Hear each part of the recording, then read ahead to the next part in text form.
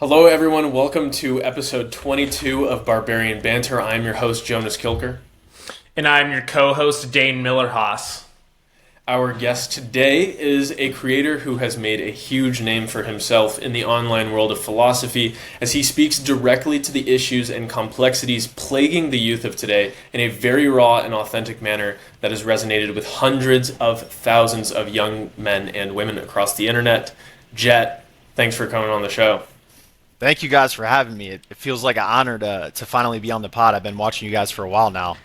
That's really cool to hear. Obviously, we've all been watching each other's content. We were kind of talking about that before, but it really is kind of one of those things where, I even just posting like the questions for this video, I got so many people just being like, "Oh my God, insane collab, insane collab." And it's like, dude, it's gonna happen. Like, I'm gonna get in touch with these, Yeah. So, yeah, happy to have you.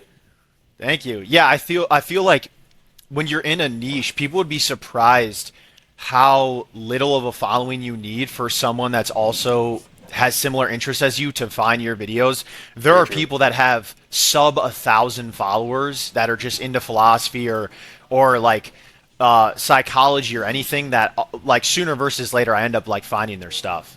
Yeah, absolutely. And like you were saying earlier, the algorithm is just so good at doing that. Like we were just talking before we started recording about how if you have anything that you want to talk about content-wise, you can create a niche for it. Like there is something for you. And the algorithm wants you to win. The algorithm wants more creators on the internet. So it's really just a win-win. It's all in your favor. It's difficult and it takes a lot of time, obviously, but it's a viable option. Yeah, completely agree. And there is a sense, it's weird, it's like, of community, because it's like, you're all technically independent, and you're all theoretically competing a little bit for people's attention, but it's really like, I mean, we get together, and it's like, shoot, we're all covering the same stuff. It's better to, you kind of get some kinship, and as we talked about with Andrew, it's like, content creating is kind of a lonely shtick. Not a lot of people understand it from behind the scenes. I didn't understand it until I really got into it. So it's awesome to meet people that you've been watching for a while. And yeah, I've seen Jett, your stuff for a long time, but I've never spoken to you. I'd never spoken to you directly until very recently. And it's like, wow, it's actually cool to like connect with somebody who does something similar and finally get to speak face to face. Yeah, I think there's like a mutual admiration that oftentimes is like parasocial on both ends. Sometimes like you see someone's stuff and sometimes you don't even like follow each other. Like for me, I rarely ever follow people. Normally I only follow them if I meet them in real life. That's just like kind of how I roll. So sometimes, someone might be watching your stuff for a while and you have literally no idea until eventually somebody reaches out. That's just kind of, and that's true in life too. Like sometimes 100%. You see the guy that at the random gym. person. Yeah, I was literally just about to say the guy at the gym. It's like you kind of like first nod a little bit and you like respect their lifts, and then you finally are like, hey, I need a spot, and then next thing you know, it's like every time you see each other. It's funny how that. Yeah. Dude, Jett, one of the things I wanted to ask you, because your content, like to me, I think one of the reasons at least that it does so well is just because the things that you're talking about, like you don't come off like you're coming from a preachy point of view. Like it's very authentic, it's very raw. Like you're making the videos about, like you made one video about how you've lived more in your head than in the real world. And in the video, like you're in a dark basement, and it's like exactly the kind of place that you would imagine somebody like that's coming from. And so I think that people just sort of immediately have that like connection to authority with you. Did you have that sticking point when you first started making content though about like not being the person who has the authority to speak about those things? Because I feel like in philosophy that's an issue. Yes, and I actually wanted to talk to you guys about that. So what's really interesting is that people, and this sucks. Well, it could be good, it could be bad, but people correlate having a large audience or following with authority, and that's one of the things that's kind of sucked as I've grown, where it's like people will sort of look up to me as though, oh, Jett knows all the answers. When in reality, I didn't study philosophy in school. I studied marketing and economics. It's just been like a side hobby. I would consider myself just an amateur who enjoys it and who indulges in philosophy, in my free time. Like that's what I, enjoy looking into. And so for me, I really, really don't want to come across as preachy. One thing that's really interesting is that people, when they see me online, they're like, oh, Jett never smiles, Jett never smiles. And then in real life, I'm smiling actually all the time. Like my friends are always like, oh, they describe me as a word that you two use a lot, whimsical. Like my friends like unironically are like, yeah, this dude's super whimsical. So it's weird because I'll do like a dancing video. I don't really necessarily take myself all that seriously, but people really will like look to you in a certain way. And I think that the authenticity standpoint of it is just like, I literally, up until 2.5, 3 weeks ago, I was living in my parents' basement. I was finishing getting my degree. I was just like such a regular guy. So many people could probably relate to me, and especially like with my YouTube content, my longer form content, I think people sort of attached to that. And yeah, that wasn't, I wouldn't say it's intentional. I wouldn't say it's not intentional. It just kind of was what it was. Hey, I just wanted to film, and if I come across as authentic, that's amazing, and that's like a win for me. It's kind of interesting you bring up that, because I mean, by the time I encountered your content, you were already huge. I mean, and you have a large following, much larger than I do, and it's like, so I already saw you as like, wow, this guy, this is what he does, this is his career. But I would never know that side of you because I've never met you, and people only see the talking face, and it's just, there's a whole three-dimensional kind of thing going on. And it happens even with us, and it's awesome to get to hear some of that behind the scenes, because it's not how a lot of people try to portray the people they watch. And sometimes you'll get like, you're like, oh, you think you're an expert, you think you're and it's like, no, I actually don't. Like, I've never said that. I always try to be humble, and if I make a mistake, I'm more than happy to be corrected. But people get this idea in their head of who you are and what you're trying to be that's kind of skewed. It's always 100%. A matter of projection, too. Like, people will project onto you what they sort of lack in themselves. And so if they are criticizing you for your authority on a subject, it's because they feel insecure about the fact that maybe they know a little bit about the subject that you're talking about, but they're too afraid to take an authoritative stance themselves or make the video themselves. So they're just going to bash you for not doing it exactly the way that they would have if they had the balls to do it. And I find that that's the case a lot of times.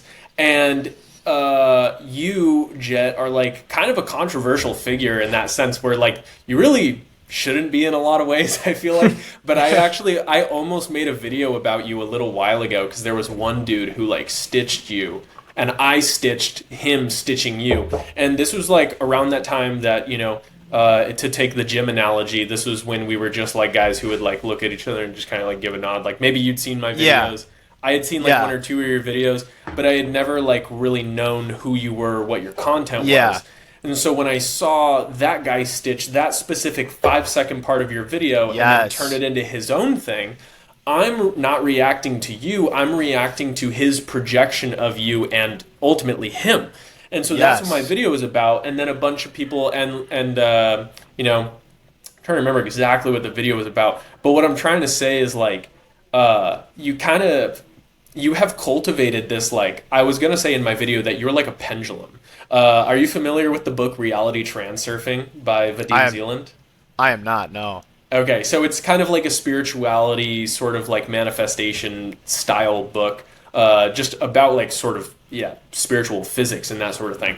And one of the things he talks about is like energy pendulums, and how there's these things like Fox News is an energy pendulum. Whether you love it or hate it, you're feeding it energy. And so many people feed the Jett Franzen pendulum.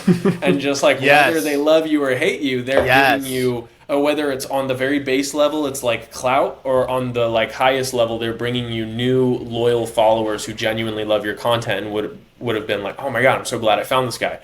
And I think it's so interesting that's like all you had to do was be yourself. It didn't take anything else. It's kind of funny. I don't know if this was recorded. It might have been before we started. But Jett, you mentioned you're not on X. But I've seen clips of you on X that get hundreds of thousands of views, and it's like you're not even on the platform, and yet you are. There are that many people who are consuming your stuff, and like Jonas said, feeding this energy pendulum. I really like that term. I haven't read the book myself either, but it just keeps swinging. So long as you give it momentum, it's just going to swing back and forth endlessly. Yeah. And, sorry. Well, Jonas, I was going to say, so I remember that video that you're talking about, and what's so interesting is, like, you said so much there that I'm, like, almost overwhelmed by all the things that I want to say right now, but, you know, with the whole thing of, like, people projecting, like, when you, in life, what I've realized is that when you become successful, whether that's by your self-proclaimed metric or what other people perceive to be successful, which an easy thing to do with social media is just, you know, your reach, like how big of a following or an audience do you have. You definitely become more of a target as you grow. And so for me, as I would grow, especially in the philosophy community, a lot of people, whether they're creators themselves or they're just on, you know, they're just like a commenter that's sitting on a faceless account or whatever it is, you know, they'll have strong opinions because, you know, my videos humbly were doing okay, so they were doing pretty well. And so there was this whole thing where there was a trend, and this happened right around the New Year, where people were like, this guy thinks that he's like a deep philosopher, but what's really interesting was I've made multiple videos where I've claimed that I am not a philosopher. I have never claimed myself to be a philosopher. You can do it 100 times. We all do it, and everybody's like, yeah, whatever, philosopher. Yes, exactly. And so, like, they projected onto me that I thought I was some, like, deep philosophy bro, and I was, like, super intellectual. And that whole movement, I'm sure you guys are, like, familiar, like a lot of these buzzwords, performative, LARPing, oh my gosh. Like calling you like a pseudo-intellectual, like those things. What's ironic is that the nature of like those talking points is that they're sort of cannibalistic. And what I mean by that is if you call a performative person performative, then you're actually performative. When you're saying that someone else is I'm literally making a video on this. It's in the works about how I like that term, cannibalistic. Yes, it's like it's more likely to refer to if you're using it, it almost becomes like the thing that you're using. It's because it's top of mind for you because that's what you're afraid of. Yeah, it's like Carl Jung when he's talking about like people projecting onto others, and it's like that of which you refuse to confront in yourself, your shadow. You're going to start to see. And so, that's like really interesting. It's almost like you guys know, is it like the Chinese doll where it's like a doll that gets in a small Russian doll? The Russian nesting dolls. Yeah. Yeah, it's like that. It's like even me saying this right now about those people now makes me the person who's actually being performative about it. You know what I mean? Have you guys ever seen the video of it's like Sam Hyde talking to one of these like he's like a cold approach expert, feminine, whatever. He like knows how to like get women sort of thing. And he's on Sam Hyde's podcast, and he's like telling Sam, he's like, you have an incredible frame. Like you've been holding me in your frame this whole podcast. And Sam's like, okay, well by you saying that, you've now just put me in your frame. And he's like, no, I'm just saying. He's like, dude, I'm so in your frame right now. Like, and it's this back and forth of like, it's like if you give it to the other person, like we're so selfish. We are all so selfish. Like by nature, it's instinctual. It's survival mechanisms. Even to the point where, you know, like I always tell people if they're scared about getting in the gym and they're like, oh, but I just don't want people to look at me and laugh at me. I'm like, nobody has time to even look away from themselves in the mirror in the gym. Like nobody's looking at you. Nobody's going to remember you. Don't worry about it because everybody's so conceited. And we forget that when we go online, especially I remember like as a non-content creator, I remember like I would just fire off. I was never like a troll or anything, but like if I had a funny thing to say on like a big account, I'd drop a comment, whatever. I'm like, nobody's gonna see it. But it's like, really, I'm just thinking that like I'm throwing stones at like a statue or something. But it's really a human being who's sort of like harnessing that energy in a way, and it's really just sort of either drawing from your energy or giving it. You know what I mean? It's this energetic exchange that people don't recognize. Yeah. And what's so interesting is like a lot of everything just kind of like boils down to in some way like Nietzsche referred to it as like ressentiment, and I think in like French it's pronounced resentiment. Or there's like yeah, like there's multiple different ways of like framing it, but it's like when someone in some way, shape, or form feels inferior, they have to flip the tables morally, where like now in some way they need to be superior, right? It's the slave morality. It's like I need to feel better about myself because this person's doing good. Because and it's funny, Dane, when you were talking about like the people tweeting about me on X. I don't have X. I don't even have it as like a user who doesn't post but just scrolls. I don't use the platform at all.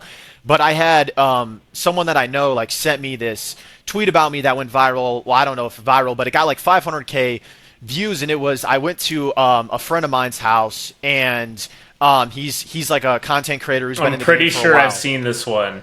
Yeah, and like a lot of people got really mad at me because they're like, oh, I'm not who I claim to be, and like they're like, oh, this guy Jett is not relatable because I was sort of they were alleging that you were living this luxurious lifestyle off the backs of your followers, and then putting up this fake front of being relatable. Yes, yeah, and it's I like saw that. literally what I did was I went from my 4-person apartment here, very small apartment. I got on a plane, flew down there to visit my friend who he is wealthy, yes, and then I got on a plane back, and like this is my life again. So it's like I'm not like I don't live this luxurious life. And people were like losing their mind. Yeah, they're like it's like you go to like some beautiful like beach, and they're like, this guy lives on a beach. He's not. It's like, what are we talking about here? So yeah, it's a lot of like projection, or like people need to somehow feel superior in some way. And it's interesting, and kind of alluding back to the original point we were talking about with like authenticity or stuff like that. It's like I by no means like if you want to like dig really deep into philosophy, I'm just objectively not the guy. There are people that have studied for years that have expertise, that have like high levels of credentials, whatever.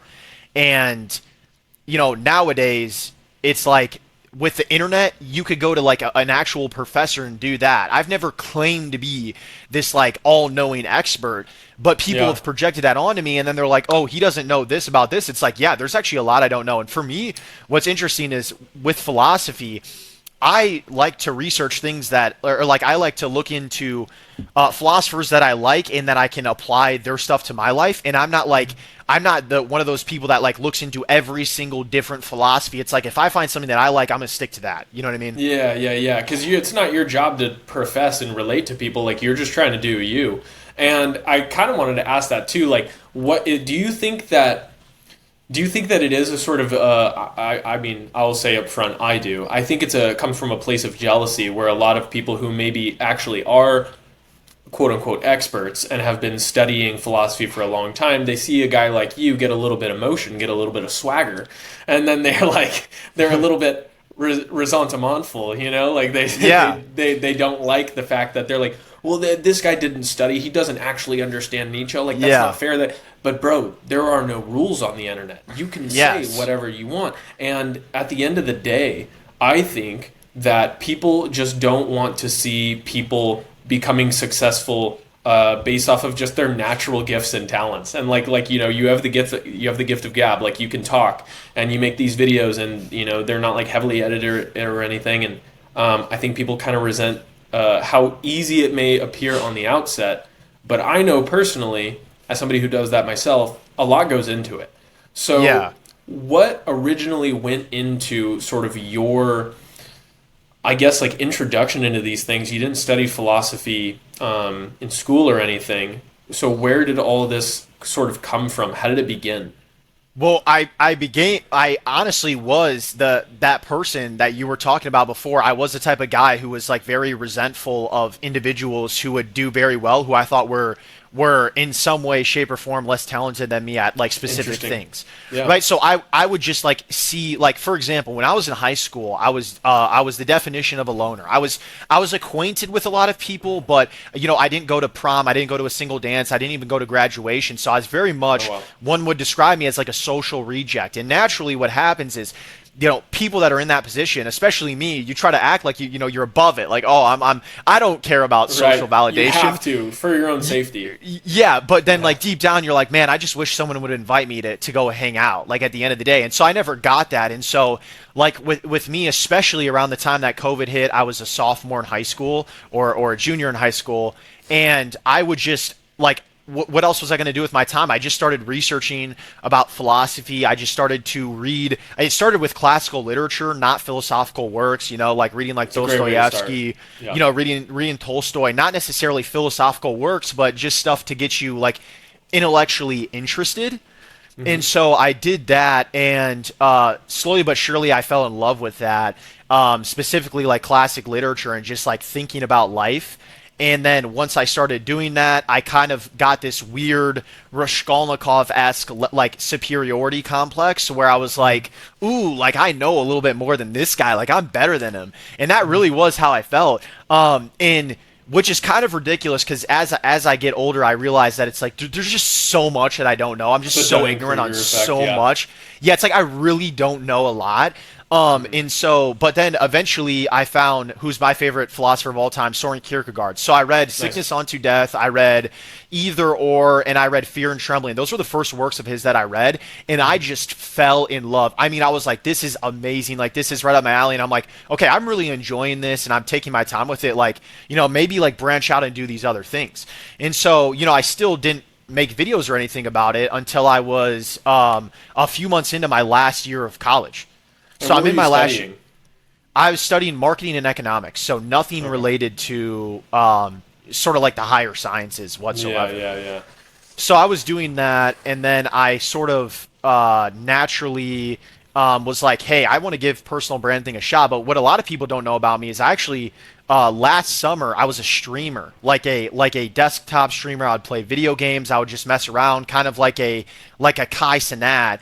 And I was doing that, getting like clipping myself 4 or 5 times a day, getting no motion. Like I wasn't getting any traction. I was just kind of like, and I was like, I knew it was going to be hard, but when I saw that, like really it was like stagnant. It was like no motion at all. Like I thought it was going to be hard in the sense that it just takes a while to like climb, but I wasn't elevating myself at all. And so I was like, dang, I want to just do talking head videos. So I did talking head videos, and they started with like random things about life, not necessarily philosophy or anything. And then those videos performed a lot better, and I was like, okay, like let me tap into this. And then I was like, well, I'm interested in philosophy, let me make a few videos on philosophy. So I make a few videos on philosophy, those do a lot better. And so naturally I just lean into that. But then I hit this point, and I've actually talked about this before online, where I think it was around I had like 60 or 70,000 followers on TikTok. And a friend of mine was also doing TikTok, and he was like, hey, like we were just talking about, like, how do you come up with video ideas? Like, how do you always come up with something to make? And he was like, dude, I've been using AI. And I was like, huh, like AI. And at the time, I was willing to do anything to just climb, right? And so I'm like, you know what, maybe I wonder if I used like AI and was like, yo, give me video topics to do.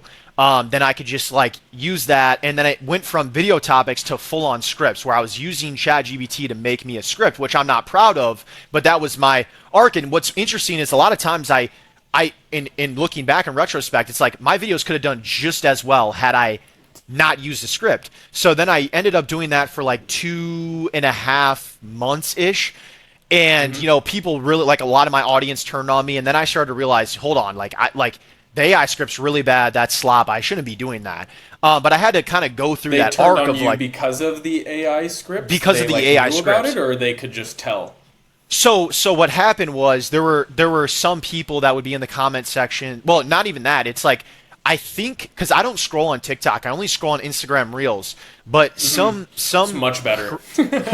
Yeah, it is. It's much better. But some creators would make videos about me and be like, yo, he's using AI scripts. And so I still, like, I don't really care, like, if, like, because it was true. So I wasn't, like, that stressed about it. But then I realized, I was like, wait, this isn't really, I could just talk about this stuff without using ChatGPT. You know what I mean? Like, I can. Yes.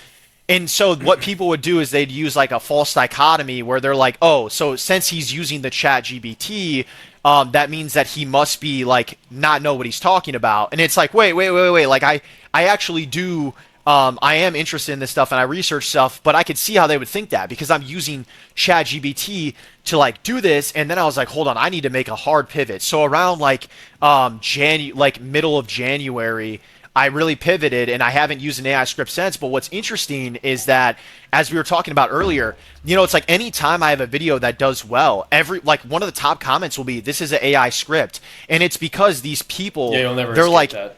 yeah, they'll follow the herd, right? Like they're like, oh, everyone online is saying that he's using ChatGPT for the scripts, which I did in the past. Like I admittedly did do that, but then I learned from my mistakes, I grew, and then I was not using it. Like last week, I had this video.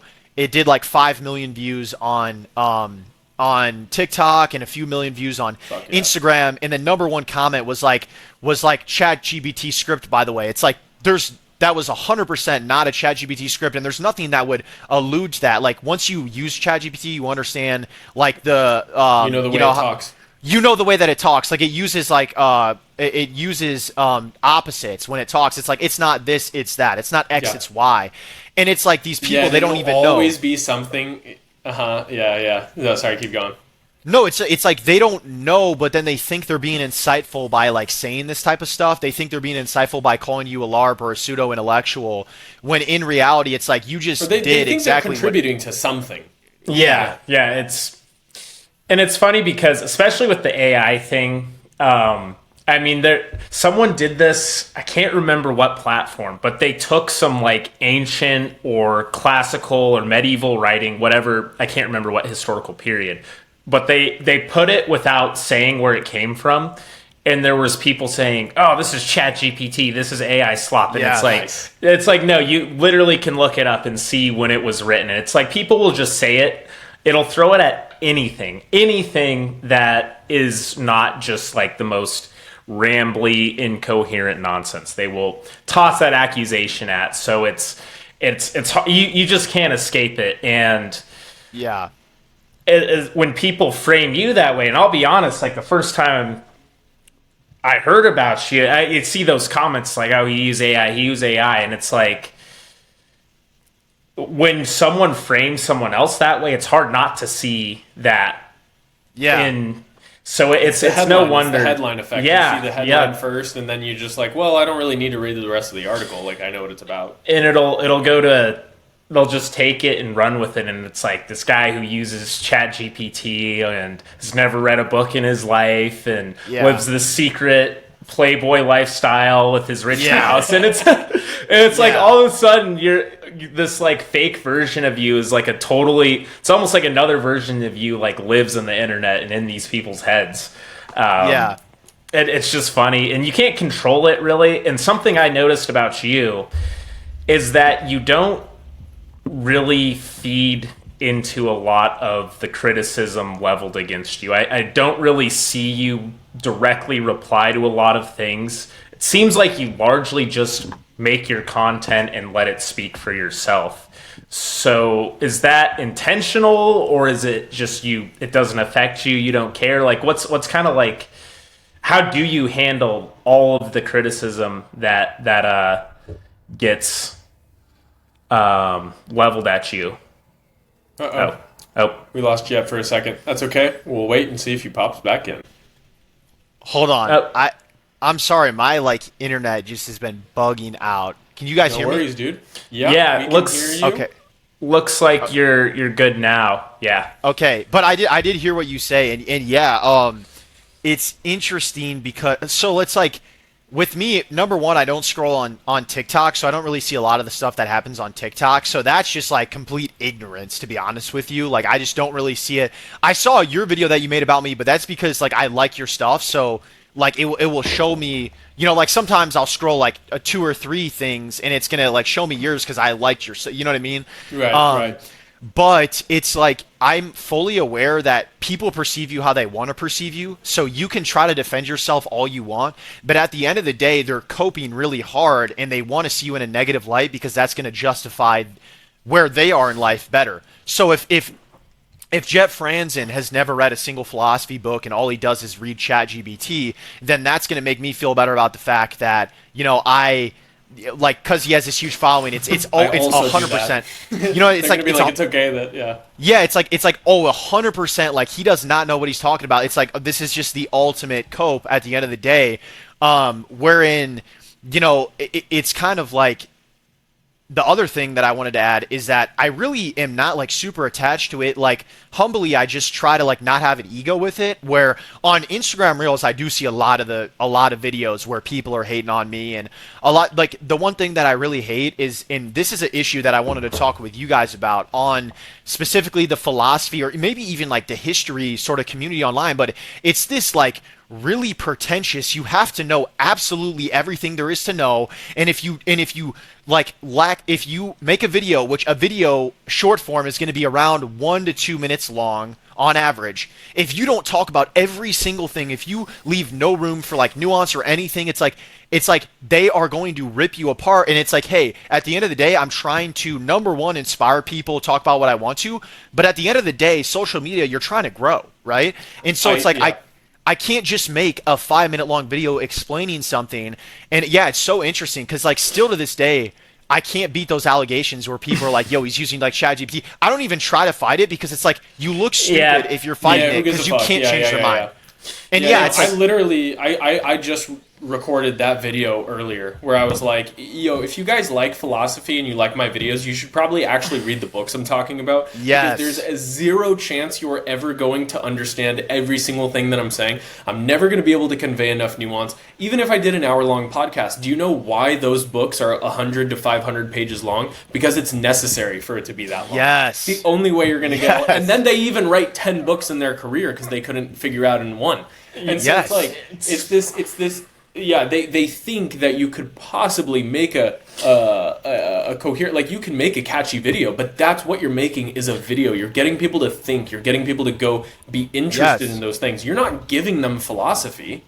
And yes, I think there's sometimes people can do it in a constructive way, especially with like history where like you didn't have time to explain something, or even if I get something wrong, which does happen, and someone might nicely add or correct, but it's like it's not in like a hostile manner. They're like, hey, actually, they'll explain, and I encourage that because it's like that's more value to me. I learned something, and it's engagement, and followers might see the comment, so I will happily pin or like or engage with something like that. But a lot of people aren't actually interested in educating and having a discussion. They're trying to lord their knowledge, and like if they see a weak point, it's just like you said, they want to feel superior.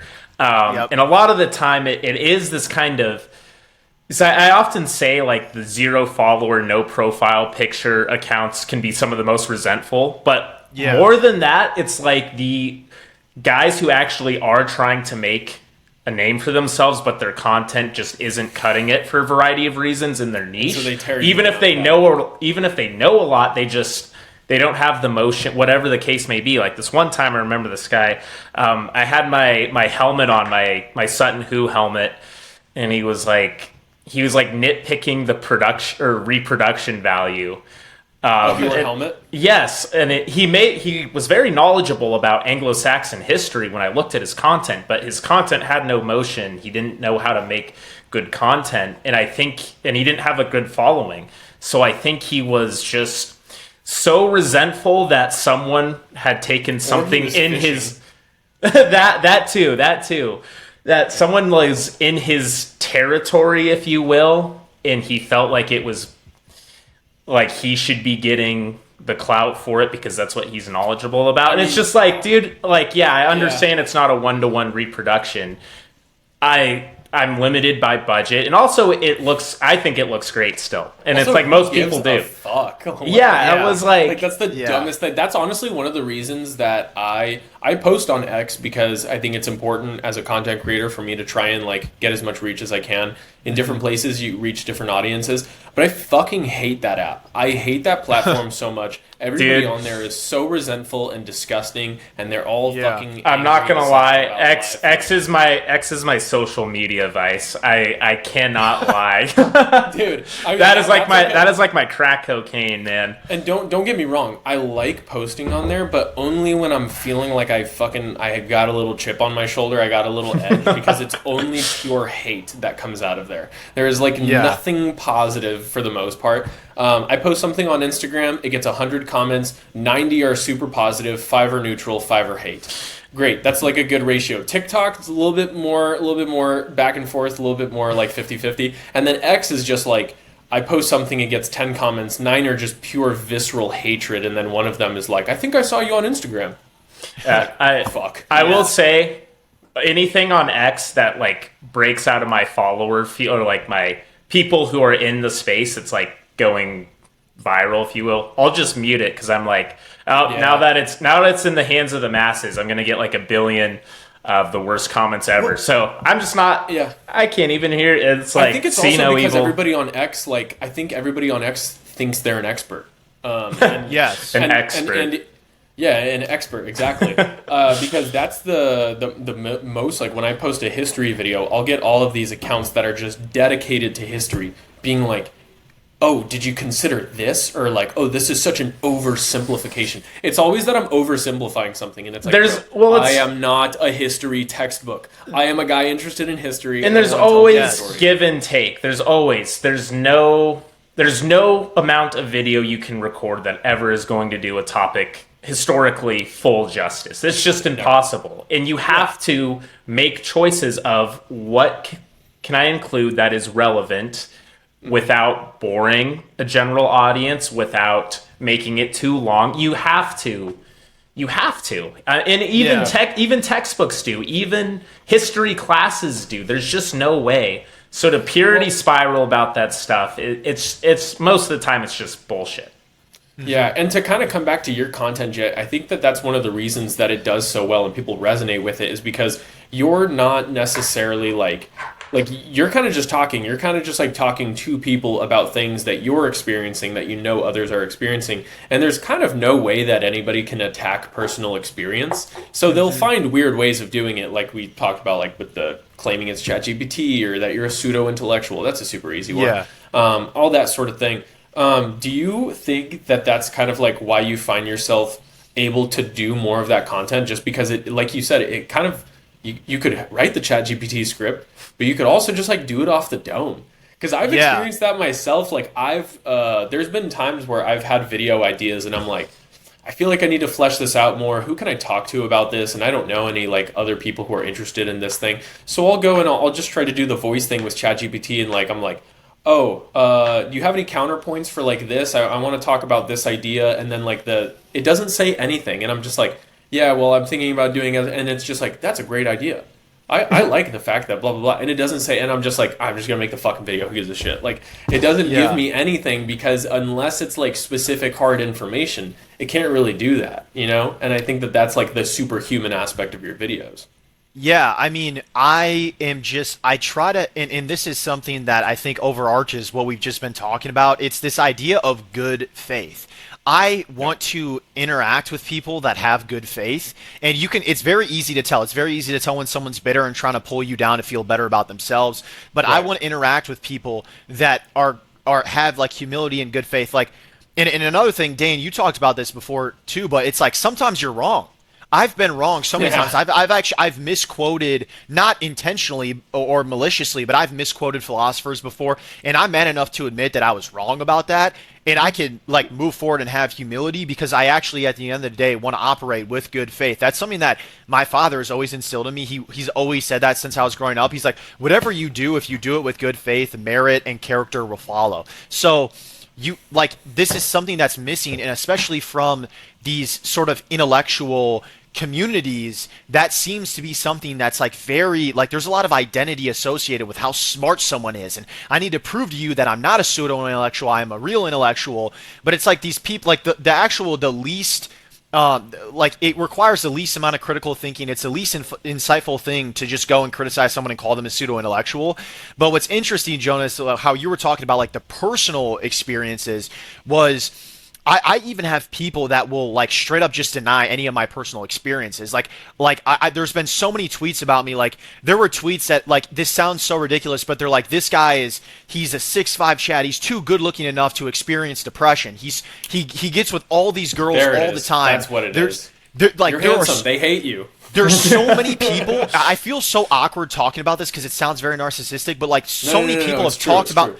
So many people talk about my looks online. I have seen that as well on Twitter, so I can back you up there. They're like this guy's like I am 6'5", but it's like they're acting like so. I struggled with really like major depression. I've been diagnosed as bipolar, as manic. I've struggled with mental health a lot since I was in high school, and then all the way to like now. And there was like this guy. I literally saw a video yesterday, and he was like Jett Franzen's LARPing depression. It's like, dude, I had like suicidal ideation at moments in my life. Like for you to go online and like pretend like you know about like my story or me is insanity. And then it'll be like, and then the punchline will be like, no, Jett, he's too good looking. He definitely has a bunch of friends. He definitely goes and sleeps around with all these girls. I'm like, dude, before 2 weeks ago, I was just living in my parents' basement. That's what I was doing. How would you be able to come up with the kind of content that you're making if that was the case? Like you'd exactly. have to be so tapped into a life that's not yours. You're Dutch then for sure, right? Oh, bro, hold up, no, bro. I got like I don't know if you guys can see this. I got this. There you go. I got like when you said you're 6'5", I'm like, this is the most Dutch dude ever. I got like this. Wait, hold on. I did. Are Dutch people infamous for being tall? I did not know. Dude, I got the jersey for the World Cup. Like, come on, bro. No, people think that like the Scandinavian countries, which they are famously tall, Norway, Sweden. The Dutch I think are the tallest people in the world. Statistically, yeah, on average, they're the tallest in the world. Did not know that. Yeah, I definitely got hype mogged when I was passing through Amsterdam. It's pretty but, it is a really strange place. The thing that kind of always trips me out is the fact that like when we go through these cycles, one of the things that I'm so kind of like excited about is the fact that Gen Z, like our generation, we care about intellectualism, but almost so much so to the point where we do the pseudo-intellectual thing and like tear people down if they don't have our exact opinion. Yeah, it's cannibalism. We care so much about it though, and that seems like something that like if you go back to the 90s, that was absolutely not the case with like Gen X and like their generation. They did not pride themselves on being like, you know, the most well-versed in history and philosophy and like literature and stuff. And why do you think that is? Why do you think that we are so focused on these things? Do you think it's like the abundance of resource, like you're a loser if you don't sort of thing? What do you think it is? I'm interested in what your guys' thoughts are, but for me, I think it's the ultimate status symbol of the modern day is being an intellectual, because it's like, yeah, back then it was like when you didn't have the internet, it's like you didn't have this perpetual need to like showcase to everyone else that you were X, Y, or Z, like these characteristics. But now when there's an abundance of like so much out there, like you can fake having you can rent a supercar, like you can rent out a penthouse, or like you can just pretend to be so many things. But one of the easiest ways to determine someone's, well, I don't know if like merit would be directly associated with intellect, but one of the easiest ways to tell who someone is based off their intellect. You can't really lie your way to understanding some sort of philosophical context, or you can't like lie your way if you're having a conversation with someone in person about the degree to what you know about a certain, field in STEM or whatever it is. And so it's like everyone is on this race for I am the top, and like that, like I want to prove to everyone that I'm smarter than everyone. And it's funny, I got a DM from this girl a couple of days ago, and it was in good faith. She was like actually open to having a conversation, and she's like, I think a lot of your content is like intellectual masturbation, where like everything is like it's like intellectual, where it's like almost overbearing. But what's really interesting is that most of my content more so stays on somewhat the surface level. And a lot of that is done strategically because you're not going to get views if you go really deep with stuff. But I just experienced that. Yeah, it's like if you go really deep, you're just going to lose people. If you start using big words, I'm not someone with a huge vocabulary, and I don't really like that's not like the biggest issue to me. But when I was at a party when I was at my friend's house that I was telling you guys about, they threw like this big. It was like a cool Great Gatsby event. So everyone's dressed up in suits, and I was talking with this guy, and immediately when I was talking with him, he was using big vocabulary. We were talking about like really in-depth philosophical concepts, and he told me, and he was like, it's really refreshing that like somebody can like have this type of conversation. I find that I don't get that often, and that's kind of when I realized like okay, there's like kind of a status, kind of like a pride that's associated with I am smart. But what's interesting is that oftentimes dumb people do well in the world because they don't ruminate and they just sort of act, they just sort of do. And so what you'll find is like exactly retard maxing. Yeah, it's like just go and just try. Like that's what's going to get you the best returns in life. It's like sitting here like I've struggled with this where I would ruminate on my thoughts, and that was like actually the cause of my depression, of my anxiety, is like sitting here and like analyzing everything and trying to overcomplicate things that could really be dumbed down very like made really simple. And it's so interesting because there was this woman who made a video about me about like something about Dostoevsky, and she basically was alluding to the fact that I don't know if she like was directly making the claim that I didn't read Dostoevsky or that I wasn't an expert on him, but she was specifically talking about the book Notes from Underground. I don't know if you guys read the novel Notes from Underground? No. So it's basically like summed up. It's like a guy, the underground man, the main character is like a deeply conscious individual who suffers because of it, almost to the point of paralysis where he can't act, whatever. And this girl was like, I made this video, and it was sort of surface level about Dostoevsky and the idea of consciousness. And then she was like, how about instead of making these videos, you actually read the book? I've read that book multiple times. I actually just finished rereading that book on my plane ride for this past weekend. I was like, that's one of my favorite novels of all time. And it's like, this girl is like, it's like, well, I'm just trying to make it easily digestible for people because that's what's going to get people interested. I have, countless DMs and emails every single day that I get from someone who's like, hey, Jett, like, I appreciate all the work that you've done. You got me interested in philosophy, or you got me starting to read these books. And I'm like, that at the end of the day will, that's the best. Like, supersede all of the hate, everything, because I'm just like, you know what? If I could make someone interested, I've had people, and maybe it's a little bit dramatic, maybe it's true, who knows? They're like, you changed my life, you saved my life, like stuff like that. It's amazing to wake up in the morning, check my DMs, and I see something like that, and that's like, you know what? Who cares if these people think I'm a pseudo intellectual? If I'm actually helping someone out, at the end of the day, that's a win for me.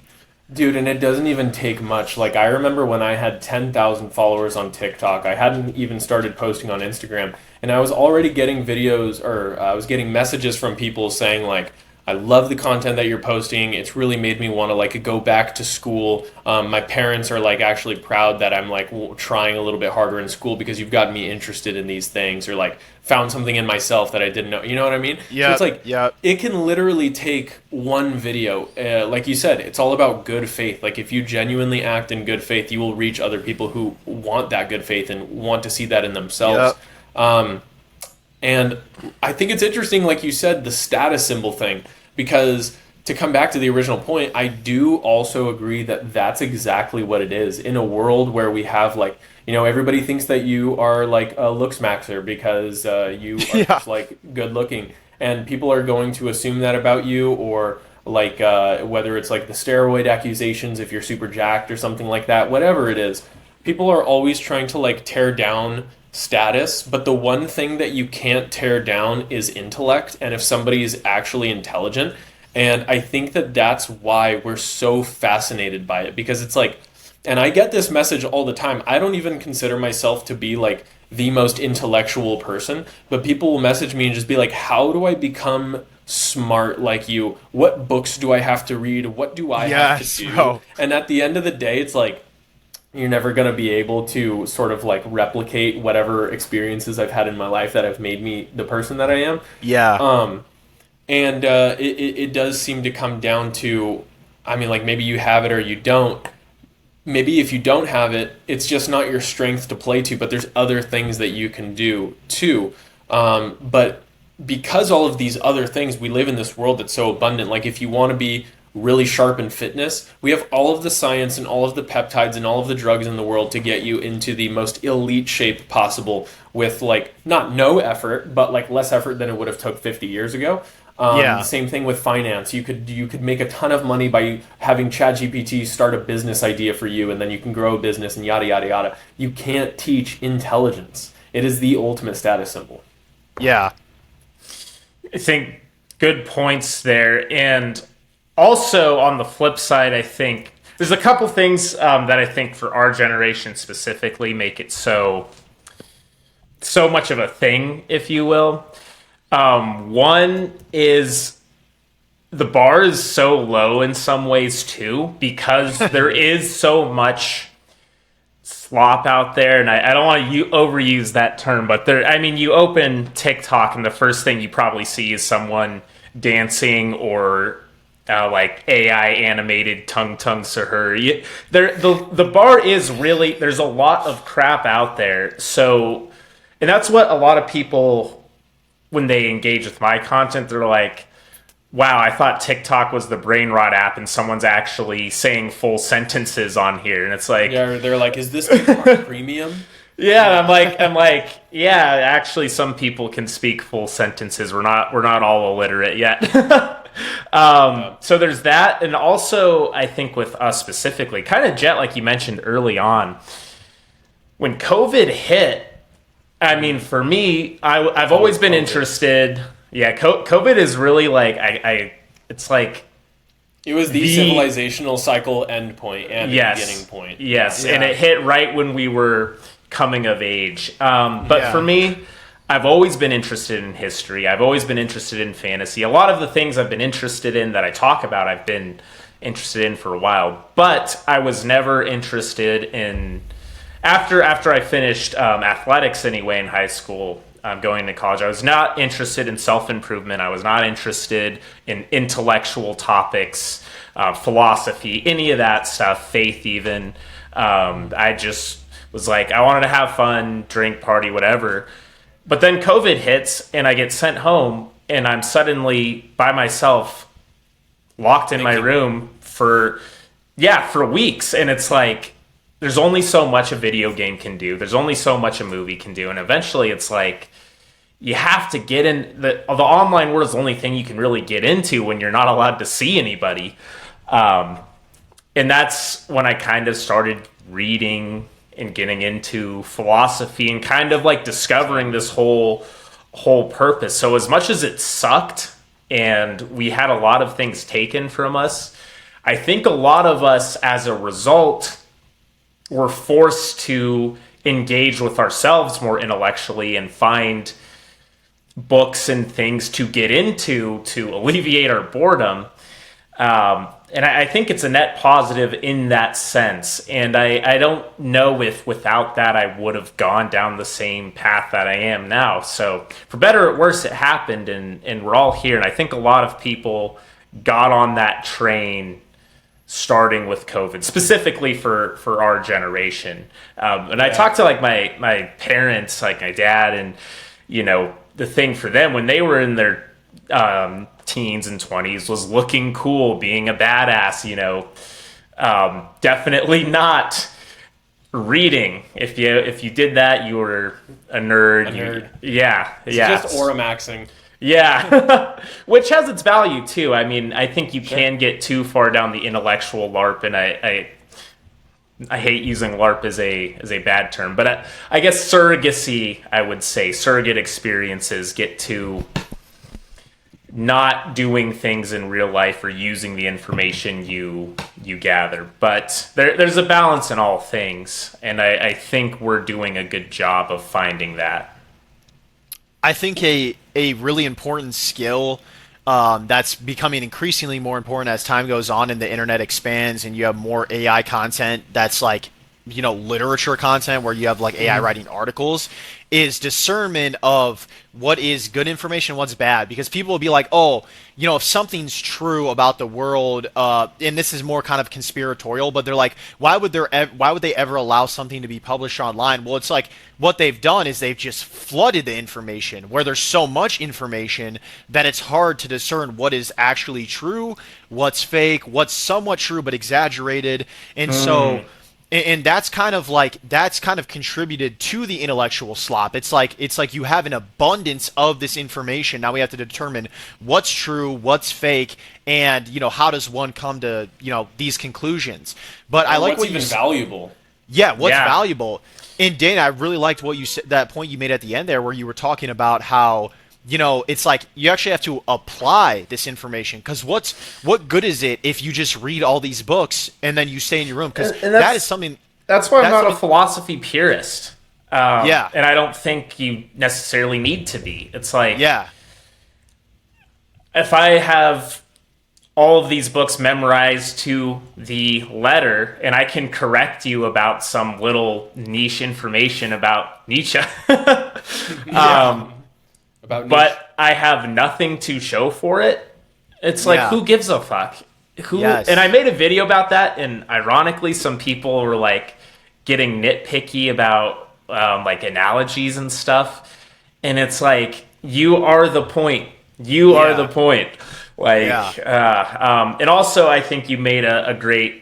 Discernment is such a good word because it's such a skill that is lacking, but it's so important in today's day and age. Discernment is, and it's hard to teach discernment. You can't, like, if someone doesn't have discernment, it's very difficult to get them to have discernment. It's a very hard skill to develop. There's a lot of agency required for it. Totally. Yeah, I on the topic of discernment, you have Christ as King in your bio. And I think that's probably something that in the realm of philosophy, like when I first started posting content on TikTok, I talked a lot about theology just because I got interested in philosophy through the route of theology and sort of religion and that sort of thing. And a lot of people would be like, why do you believe in God if you are a philosopher? Why are you a Christian if you know philosophy? Isn't that kind of contradictory? And obviously, I don't think that it is. I think that a lot of it goes very hand in hand. But like, have you experienced that a lot yourself? Do people kind of take that out on you? Yeah, 100%. I mean, I like naturally when you ever get into, and specifically Christianity of all religions, you're going to get a lot of hate. You're going to get, like, I've gotten, more death threats than I can count associated with it. I've also had a lot of people that are just, like you were saying, they're like, oh, this makes no sense. Like a lot of people will leave a comment like, I thought this guy, I thought this guy was smart, and now he's saying that he believes in some like made up guy in the sky. It's like, these people. There's one quote, and I'm paraphrasing it here because I don't know it exactly, but it's like the pursuit of knowledge is like a cup, and the first sip is atheism, but at the bottom of the cup, it's Christ. And I don't know if it's Christ or if it's religion, but that's like the best way to describe it. It's like, I went through this phase, especially when I was like really, I was really depressed when I was in my later years of high school, and I got to the point where I was like anti-natalist. Like I thought it was immoral to have children, and I was I grew up in a Christian family, and I fell away from my faith just because of the like hardships in life. And what ended up happening was like it was Soren Kierkegaard, which is why like when people like ask me why do you believe in faith? It's like so hard that you're asking me such a large question that I need to answer like right now, and like you know what I mean? Like it's really hard to describe it. But I mean, like Jordan Peterson built a career off of like kind of trying to like figure out how to answer that question, Yeah. I mean, Sickness Unto Death is like really like my favorite book that really like answers this idea. I like how Kierkegaard talks about how like at some point like faith is. It's a leap of faith, exactly. Like you need to stare into the abyss and like jump in it, like without knowing what's going on. Because it's almost gonna be impossible to rationalize anything. Because the thing, and Jesus talks about this, where he basically says like you need to stop focusing on what's visible and start focusing on what's invisible. And I think that's what like faith is. It's like intuitive. It's like putting yourself, and obviously I mean I have anecdotal experiences, but that often does not sway an individual. You can't say like, oh, it's interesting, but it doesn't do anything for people. It doesn't do anything. Like there was this one time I lived in Utah for a month when I was doing a startup, and a lot of there's a lot of Mormons out there, and I had this conversation. I was having dinner with this lovely family, and they I just was like asking them about like their faith and like what drew you to your faith, and like the mother of this household described an experience when she was pregnant and she was like extremely sick, and she was at risk of her and the baby dying, and like there was a lot going on, and she said she was almost like cathartic, like she was just out of it. And then she said she had an encounter with Jesus, and like she could see, and it was just like light. It wasn't like it wasn't in the figure of a man and this stuff. Yeah. And it's like kind of what happens when you have those is whether you believe it or not, you have to respect it because that is that person's anecdotal you have experience. To have discernment. Yeah, you have to have discernment, but like at the end of the day, like when you go to critically analyze that for yourself and just kind of in your own head, it's not really like the anecdotal evidence is often not enough to sway someone. But there's a quote by Dostoevsky that I love, and I'm going to paraphrase this one as well. But he basically says, "If I shall find Christ to be outside of the truth and truth not to be one within Christ, then I shall still seek Christ," because it's kind of like to me, faith is not an end, but it's a continuous thing. Like faith is something that you do every single day. It's not I'm trying to get into heaven, right? And so I get comments like that all the time, and it's one of those things where I think people, and I'm not saying if you don't believe in God that you're dumb, and that's not what I mean when I say this, but people think they're really intellectual by saying that God doesn't exist. They think but in reality, that's kind of how do I say it? That's kind of like the early on like thought of like if you weren't born into a religious family and you didn't have that upbringing, like your natural inclination or like predisposition is going to be, hey, I don't believe in God because I don't see any evidence right in front of me, and then it's kind of like.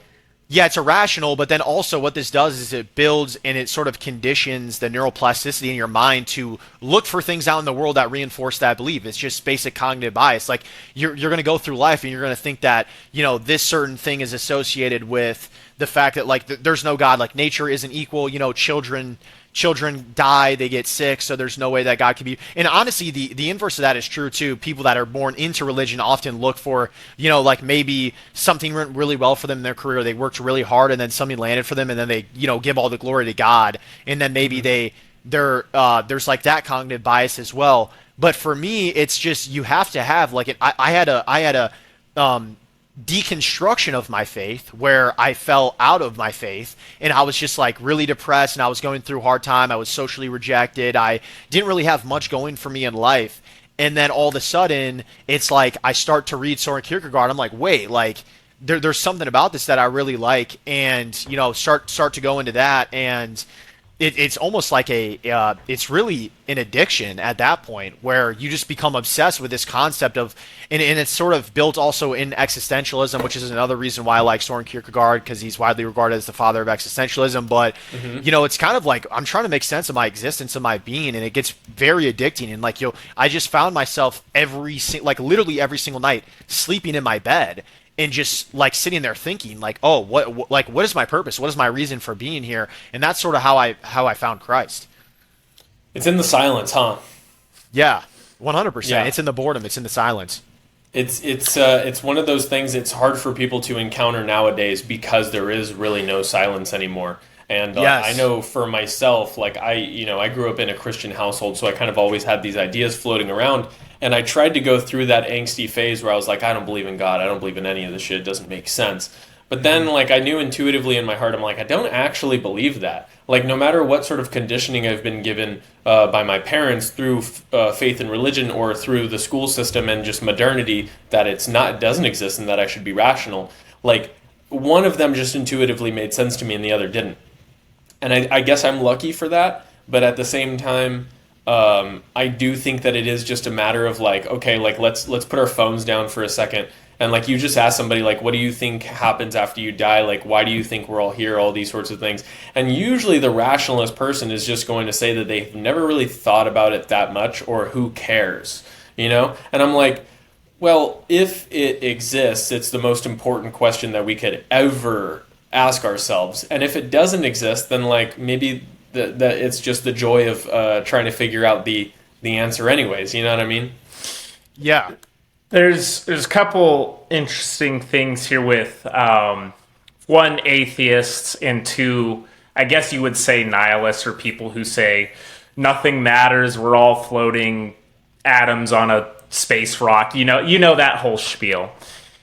And what I find with a lot of those people, I guess I'll start with those kind of nothing matters people. You'll find they actually don't believe that. And in fact, they're very insistent that you adopt that framework. And they use it very specifically to like discredit things they don't like. And if truly nothing mattered, then I have met very few people who actually lived like nothing mattered, and it's almost like sociopathic. But it's like Diogenes. But Diogenes. yeah, there are some people who do that, and this is a little silly to say, but it's like if you say like if you put a gun to their head and it's like, oh, nothing matters, this is just atoms.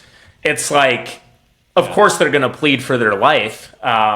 They don't actually believe. What do you actually believe when the plane is going down? Yeah.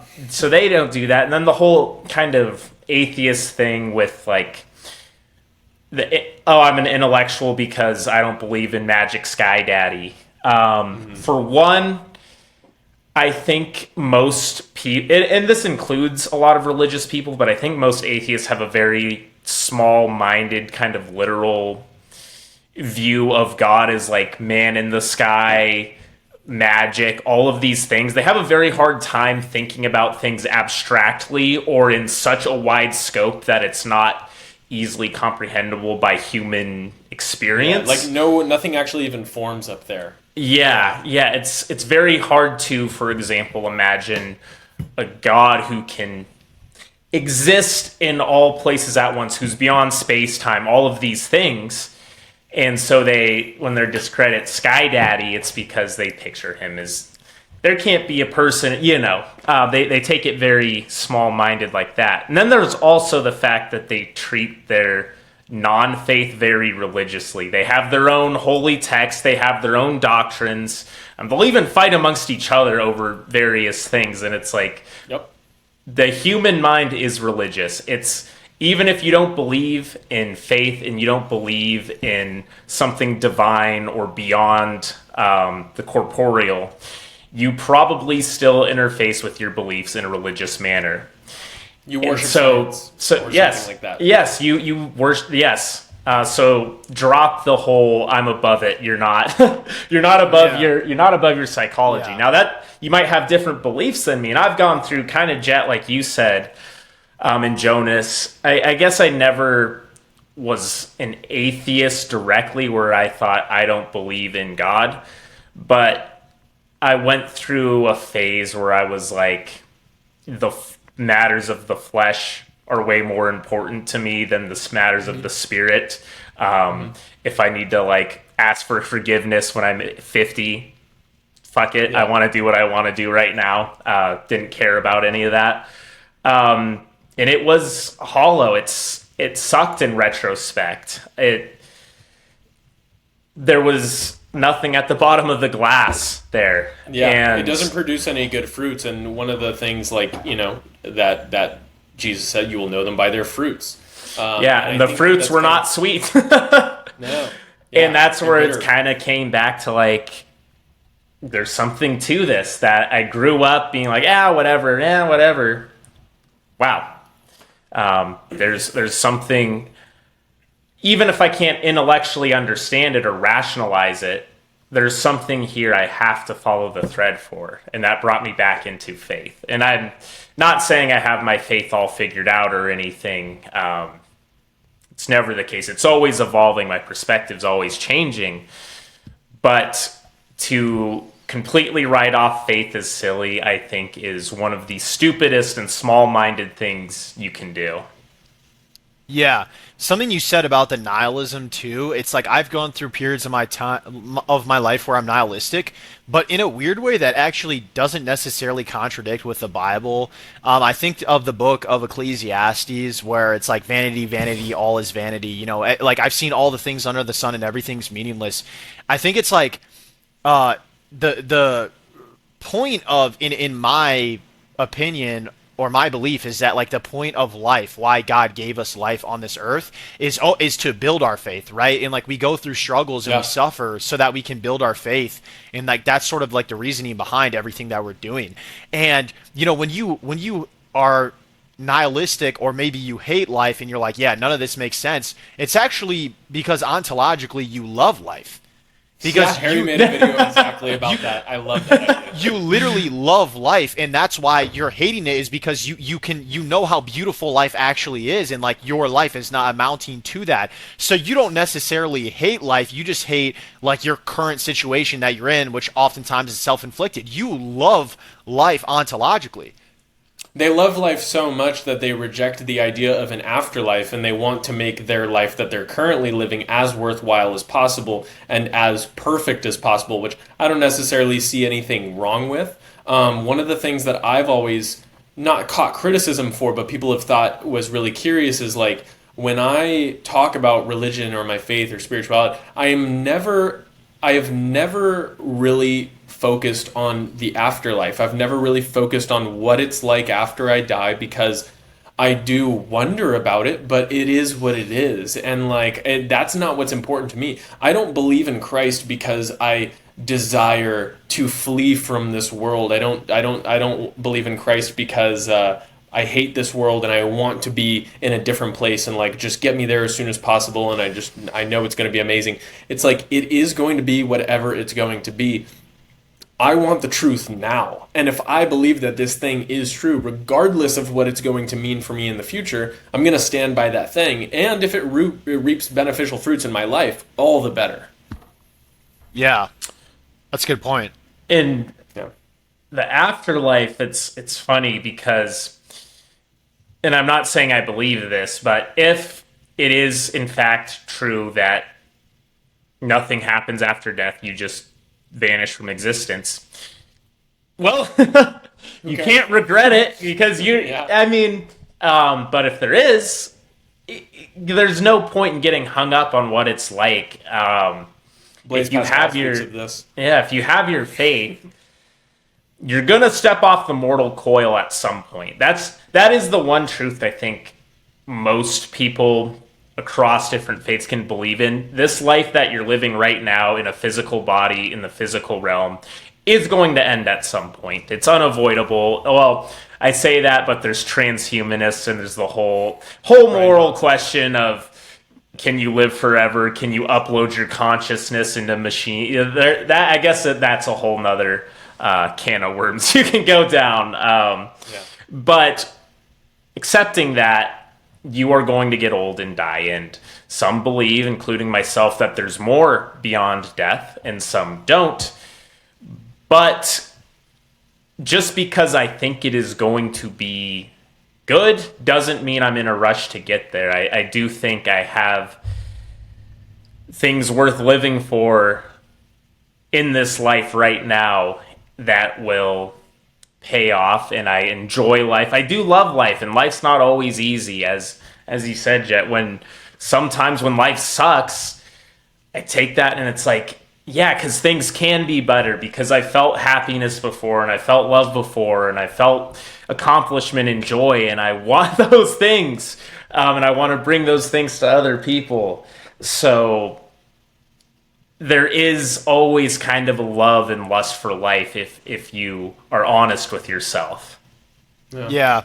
I think something that's missing heavily from a lot of not just like theological conversations or arguments, but also just anything like intellectual, is intellectual honesty in conversations. Because a lot of times, like, you have people that are actually aware and take the time to become familiar with things because they care about it. I think of like an atheist like Alex O'Connor, probably one of the most famous atheists. And, he actually takes the time to know stuff. He actually probably knows more about the Bible Ashamedly so, than I do. Like, he's like fully. One sec, my entire. No. I am going to take a piss break while he fixes his computer because I've. No worries. Oh wait, never mind. Okay. No, it's like it like gets progressively worse after a certain point where it's just like I'm seeing like a frame a second or like less. But anyways, that's okay. We're still recording. It still says that we're recording, so we should be all good. Okay. So like what I was talking about, it's like I think we're missing like intellectual honesty in a lot of debates and conversations. You have a lot of what like sophists, like people that are just obsessed with the idea of like I just want to win an argument and that's the only thing I care about. And oftentimes what wins an argument isn't actually what's true. It's sort of like emotional, like what can sway the crowd. Right, and especially with everything going online, it's like what just sounds the best. I think of like a lot of those political guys. Like I think of like a Dean Withers. I don't know if you guys know who that is, but he's like a guy. It's like if you actually break down, and I don't care if you're left, right, whatever. But all he does is he has a lot. Like he has so many logical fallacies in his argument. It's constant like appeal to emotion. It's constant like appeal to authority. Like there's so many. He riles you up by doing it. Yeah, and he can mute you. He's in power, and it's just intellectually dishonest. Like he's just a sophist. He just wants to win these debates. Where it's like I like a guy like Alex O'Connor who like really engages, right? And those people are like that are actually educated because there's this one talking point that really just I don't like when people talk about.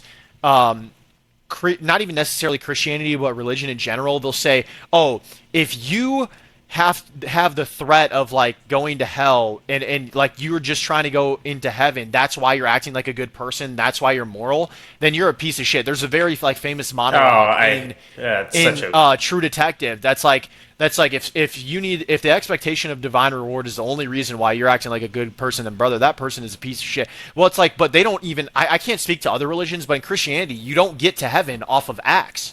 You cannot your merit. Yep. You cannot get to heaven off your acts. So these people, they don't even like know the argument. It's just they're sophists at the end of the day. They just want to win the argument, and that's a big reason why so much of the discourse online is just so hostile and aggressive. Is because you're not interested in changing my mind. I'm not interested in changing your mind. It's all just an ego battle of like I want to be better than you, and it's just a clash, and it's annoying. It comes back to us looking at ourselves in the mirror at the gym. Nobody's looking at the other person. Yeah. Debate is a skill that is independent of truth, and I remember we had well, to the degree I mean, there's some intelligence in being able to, for sure. We had a debate class in middle school, I remember, and one of the things we had to do as part of the class was argue the opposite of what we believed, to learn like how to rely on rhetorical skills and how to be manipulative, honestly, of like, oh, I don't believe this, but I can make you think that I do, and I can point to things. And there's a whole, I don't want to say art, science, however you want to describe it, of it's a skill, winning. It's a craft. It is a craft, but it's a craft, like you guys are saying, that is separate from the truth. And just because someone is a master debater doesn't mean so sorry, had to do that. Doesn't mean that they are being honest or are telling the truth. But it's also a skill you do to a degree have to learn, because to play the game, if you are right but you can't advocate for why you're right, it kind of doesn't matter that you're right. In a public arena. But it becomes, because debates can also be very productive, right? I mean, we can have different opinions and come to a better understanding of each other and the subject as a result. But Jett, like you said, there's so many people where it's winning is the goal.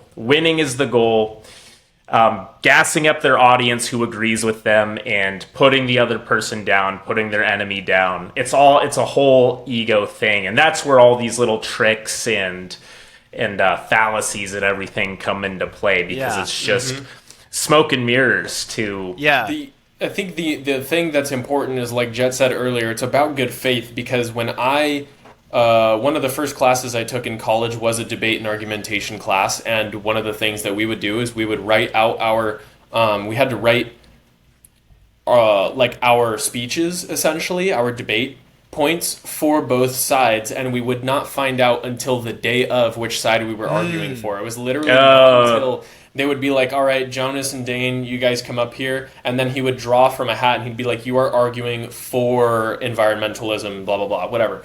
And so then we have to like immediately get in that frame of mind. And the thing that it teaches you, because the other thing I was going to say is, as I got into UCLA and I started taking philosophy classes there, one of the things that I noticed was way different is that like when I was in community college, a lot of the philosophy essays that I was writing were purely expositional. I was trying to convey ideas. And then at UCLA, a lot of them were very argumentative. I'm making a point. I have to come to a conclusion. I have to have a unique idea and like actually say something. And if you don't retort your own points and provide criticism for your own points in the essay, you will fail. Like you need to provide the counter arguments, and you have to provide the counter arguments, or else your essay is null. And what that taught me was that my ideas that I immediately assumed were correct, I see the prompt for the essay, I pick one, and I'm like, I'm going to write on this, and this is my conclusion. You get to the counter argument section, and you're like, fuck, I don't know if I agree with myself anymore. But that's because I'm only doing it for myself. In good faith, I'm trying to come up with an answer. I'm not trying to convince my professor. I'm not trying to convince my classmates. I'm trying to convince myself. And so learning that skill is incredibly important for actually learning how to do philosophy and work through these ideas. But if, like you said, if you are in bad faith and you're just doing it for ego, you're doing it for power, you're doing it for clicks, then that's when we come into the issue of sophistry. And then there's the kind of the reverse. And with social media, there's this assertion where if you don't debate somebody or engage with somebody, you're scared or you're wrong. Yes, yeah. And kind of like you're saying with good faith. And I Clavicular, I know there's tons of criticisms you can lob at him correctly. But one thing I did respect is he would go into an interview, and when he detected it wasn't being done in good faith, that it was kind of an ambush, he walked out. And I respect that, because there are people who are going to try to pull you into a setup or a trap. They're not trying to have a good faith argument with you. They're trying to pull you into something where they can take you out of context and make you look bad and ask loaded questions and all of these things. And you have to be able to not engage. And then they'll say, well, you're just scared. You don't know what you're talking about. You don't have real belief. They'll try to bait you in that way. But I think it's very important, if you take yourself seriously and your ideas, to know when you're going to be casting pearls before swine, and when somebody has it out for you and wants to harm you and your reputation. Yes, discernment. Yeah. I think it's great to talk to people who have different ideas and who disagree with you. But as we're all creators here, and even just people in general, there are going to be those who want to hurt you and not reach a better understanding or prove the truth in a good faith manner. Yeah, I actually made a video about this in the past, which I have strongly changed my mind on, because I made a video really early on in my content creator journey where I said, like, the only reason why someone wouldn't debate you is simply because they do not have the knowledge, or they don't think that they have the debate skills to actually beat you in that debate. And that take was just so wrong. Like, I completely disagree with that now. And it's like, that's kind of like life. You move, like, you recognize that you were wrong back then. So I was definitely wrong. But it's interesting because the Greeks actually, like, they believed exactly what we're talking about right now, especially Plato. Plato was very critical of individuals who sort of got off to this whole, like, oh, I'm kind of superior to you because I'm better than you at a debate. But that doesn't actually, that there's no correlation between winning a debate and being in the truth. Like, there's that one does not directly equal the other. And that's kind of the world that we live in right now. Especially, it's like, when I think about presidential debates, I mean, those are just all over the place. Like, those really were not based strongly in any sort of, hey, let's find an objective. They're circus shows. Yeah, there's circus shows, and it's like it's so true, and that's also another reason why Plato was hypercritical of democracy, was because he thought that people that would rise to power are just the people that sort of pander towards what's a popular opinion.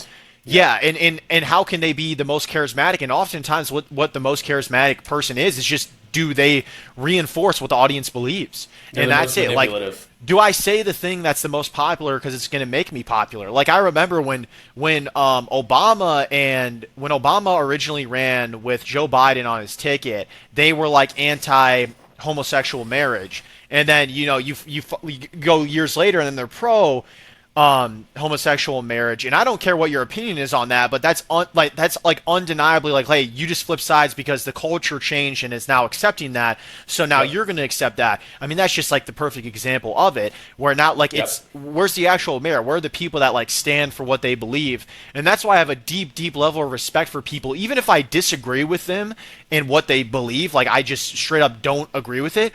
If it's against the popular notion, or like what would be socially acceptable, like something that could get you in trouble at your work or something like that, then I have respect for you, because I know you probably do believe in what you're saying with that, assuming that you're not a troll.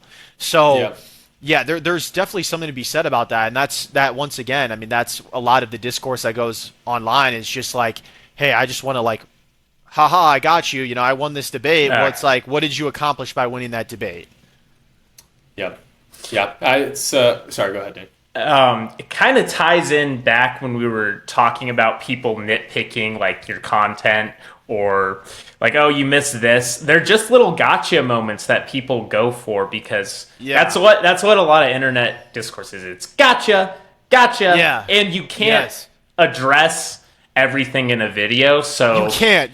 It's a genius move. There's always someone that's gonna be able to pull a gotcha, right? And it's like, okay, are you really adding anything of value to the conversation? No, but you feel good, and good for you, I guess. It's such a mockery of good faith intellectual striving. It's hilarious. It's also kind of funny too. There's nothing new under the sun. The Greeks were struggling with the same thing we are right now. There's this like debate culture type thing in their schools and all this stuff. History kind of repeats it doesn't repeat itself, but it rhymes. The whole shebang. Harry made a video about this too, but he was like, who's our generation Socrates going to be? Who's going to be the guy who's going to point all these things out to the point where he actually gets killed for it?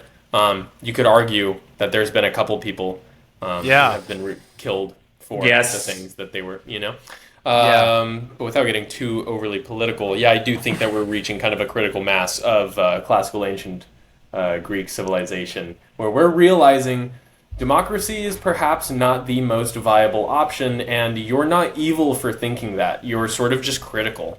Thinking outside the box, Yeah, and another thing that Plato believed, while we're kind of on that topic, is that like when people do not strive for truth and a society is not based in pursuit of the truth, it falls into pleasure.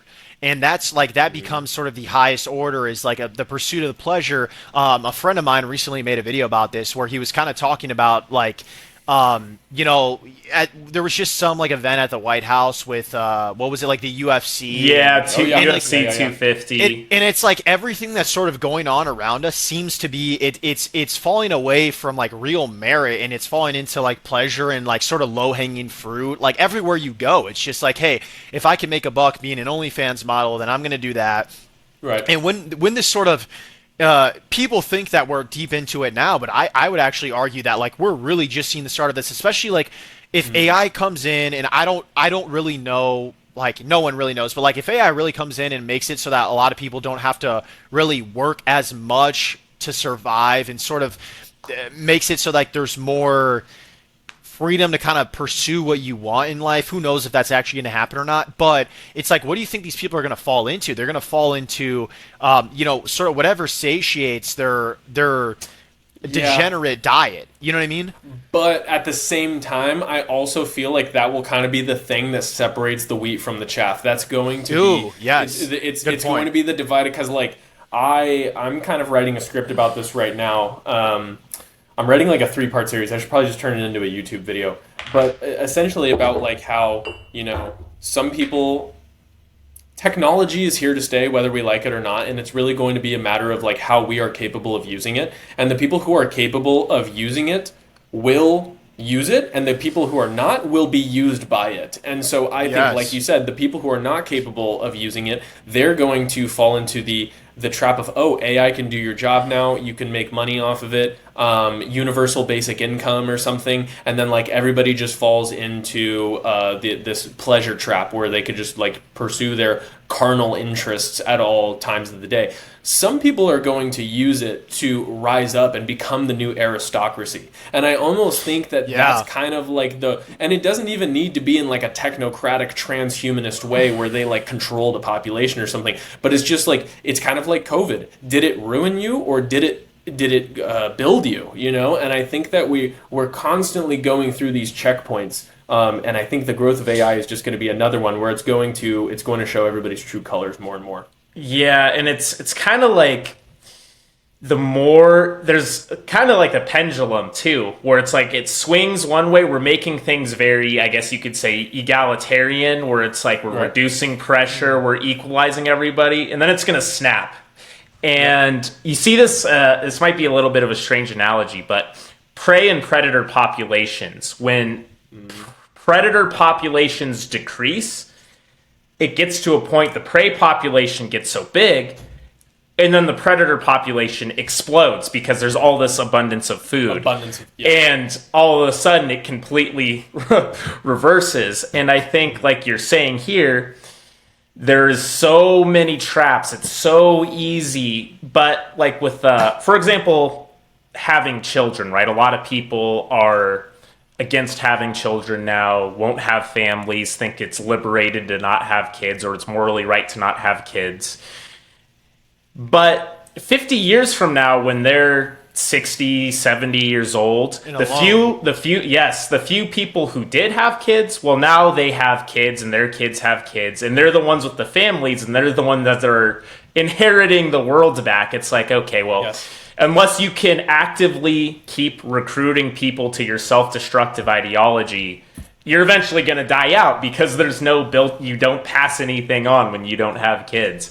The culling of the herd. Yes, and it self-destructive behavior will always open it up for the people who don't destroy themselves. The question is just, are others' self-destruction going to take some innocence with it? That's kind of the question. Yeah, that's a good point. It's a good point. That's a matter of agency, really, is what's going to differentiate us, too. It's like, do you have the ability to, force yourself to do something that might be uncomfortable for the greater good of the future, for your future, specifically from the individual. Short term, long term. Yeah, and I'm a big believer in create more than you consume, because I started doing that. So I started making content last October, so I haven't even been doing it for a year. And me too. Which is insane. At the same time, but that's actually fucked up. I'm actually pissed now that you started at the same time. But what I realized is, like, it completely, not only did it like change my life in terms of like, I started to grow a personal brand, but also it's like your mind is designed to create. Humans are creative creatures, and we need to express ourselves. Feels good. And so feels good. And so I come from a family. It's like, listen, I love my family to death, but they all are very much addicted to the screens. Like, my parents, like they work their hard jobs. That they have friends in active life, but it's like, if they have nothing to do, they're gonna watch a TV show, right? And so that's like a trend in my family. My family is very much, I cut TV out completely about like a year ago. Every once in a while, like I would watch the last Stranger Things season or whatever, but it's like I don't do that. I'd much rather read, or now it's make content, because it just changes your psyche. Like, literally, like when you're in the mode of like, I wonder how I can make something beautiful here. And I do believe, to some extent, content creation is a form of art. Yes, totally. That's going to be a huge thing. And like, to anyone that's listening to this podcast right now, that's like some of my best advice, along with what Dane was saying earlier with, you need to apply yourself with the knowledge that you have. It's also like, start to create and don't just consume. Like if you if you cut the amount of time that you're scrolling in half and just posted 1, 2, maybe 3 videos a day, a few years from now the ROI on that is just going to be huge, if not for the monetary or like growing a personal brand, purely for your psyche. And something else kind of that you guys were, Dane, you were talking about there, is the idea of like equality. And like our society, specifically the West, is obsessed with equality. It's, I want to make everything equal. I want to make everything equal. And my like very controversial, this video, I've been stitched a million times on this, and I still will ride out on this, that equality is not natural whatsoever. And I think it's Aristotle who has the quote that he says, the most unequal thing. Well, yeah, he's like, the most unequal thing is trying to make unequal things equal. Like, there's, and what you'll realize is, this sounds bad, but all the people that constantly are in this push for equality are, number one, they're at the bottom of the hierarchy in life. It's either that, and so they're trying to be like, it's kind of like, hey, let's level the playing ground. Like, let me be equal to these other people that I despise.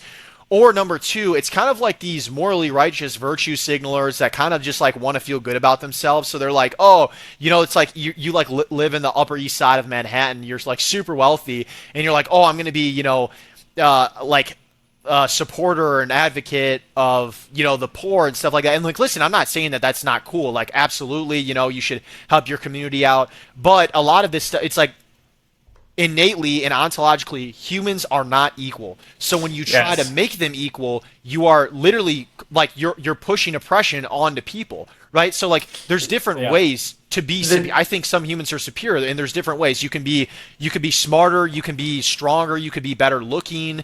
Every time you talk about superiority, people love to just bring it to race. I'm not even talking about race. I'm literally just saying purely genetically, like, some people are smarter, some people are better looking, and in life you're gonna get, like, in a meritocratic environment or economy and society, like, you're gonna find your way to the top eventually, because on a long enough timeline, everything regresses to the mean. And as you were saying, Dane, if we try to like take two unequal things, like push them together, that's creating tension. It's what happens with communist societies when they start. Yes. It's pretty soon you have a hyper elite that controls all of the resources and is extremely powerful. And then you have like the peasant class that has nothing, right? I mean, it's just, it always happens. Hierarchy is so ingrained in human nature that it asserts itself everywhere. If you don't let it play out naturally, it'll become something very destructive. Yes. And this is kind of a NSFW example, but there are these kind of like orgies in California where they're trying to have like, everyone open to all pleasure, like you completely express yourself sexually in these things. And there's still like problems where like people won't go to the ugly ones. And it's like, but they're like trying not to be rude about it. And they're trying to be like, oh, there's no such thing as beauty standards. And it's like, even then, a hierarchy asserts itself. There are the less desirables and there are the more desirables. There are the haves and the have-nots. It's never not going to be that way. That's the nature of biological life. And it is down to the smallest cellular level. And it's not wrong. It's not necessarily bad. It just is. And yes, as Jett, you said, we are obsessed from a societal standpoint and ingrained from a very young age that equality is the highest virtue, and that everything must be equalized, and that any sort of disparity is bad.